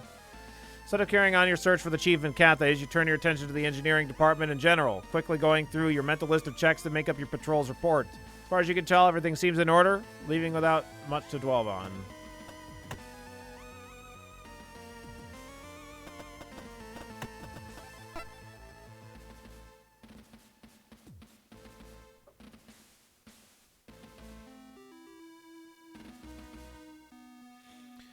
The doors to the engine room slide open in front of you, and you're met with the disheartening sight of the huge engine remaining totally stationary, devoid of its normal rotation. The sense of stillness that permeates the vast area you're stood in is disconcerting. The only thing breaking all the engulfing silence is a constant grumble coming from the lone figure of the chief leaning over a control panel in the distance. Chief, everything all right? Call out as you approach her. No, damn it, Lieutenant, it's not. You're a little taken aback by the chief's curt response, but also that you didn't need to pester her in order to drag her attention away from what she's doing. Oh, no? No! If I didn't know better, I'd call it sabotage, but no one else on the ship has the know-how to do that kind of thing, so right now I look like an idiot who can't get the NPEs back online. Whoa, whoa, whoa, Chief. Hold on. Sabotage? It's not sabotage, Lieutenant. Like I said, no one on the ship would know how to do this kind of thing. But I've ruled out hardware issues, and I've never seen the software do a full reset like the startup process before. So it's like something I'm... unless it's something I'm missing, like an idiot, then... Chief, what's going on? I'd gone through the entire startup process and was just about to fire up the NPEs when that machine crashed into the hangar, and I had to go and secure it. The status of everything should have held at that point, but I got back and it would have been straightforward just to enter a few commands and restart the engines, but... The chief lashes out with her boot, striking the bottom of the casing of the control panel she'd been working on. The whole process has been reset, and all my calibrations and checks have been wiped. I've had to start from the very beginning. Without the NPEs online, I can't even get the ship moving, let alone the HFDD started. And until I can get the HFDD up and running, I'm stuck here instead of being in the hangar figuring out what's going on with that machine. It's killing me. Every second I waste screwing around with engines is another second we're adrift out in the boonies with God knows what in our hangar. Chief strikes the base of the control panel again before leaning over it and beginning to key in commands. Even the preset functions I've installed have been wiped out. It's basically at shipyard status. This is ridiculous. First, I'm going to have to... Is there anything I can do to help? No. Oh. Nothing personal, Lieutenant, but no, there's absolutely nothing you can do to help me in this case. Well, but thanks for offering. No problem, I guess. Before you're even done responding, the chief has turned her attention back to the screen full of diagnostics and settings that have begun keying in commands, pausing to take note of some nearby readouts, and then inputting more information. You make a mental note to fill the captain in on the status of the engine startup process and decide to leave the chief to it since there's apparently nothing else for you to do here.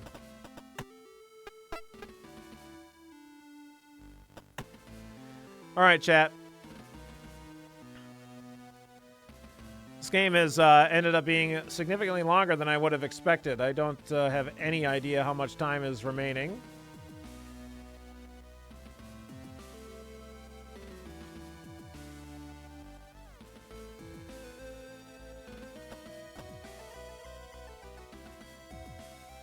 I'm definitely really happy to have some time off because my voice is getting absolutely fucking destroyed here. Chapter 7. Yeah, my pleasure, my pleasure. Yeah, we'll call it there for now for Gundog. I don't know, maybe we'll get this for another Patreon day and we can wrap it up. Like I said, I have no idea how much time is left. I kind of thought that battle was going to be the end. Like I thought that we were maybe going to die there or something. But yeah, I'm going to take some time off. I'll be gone for the rest of the week here.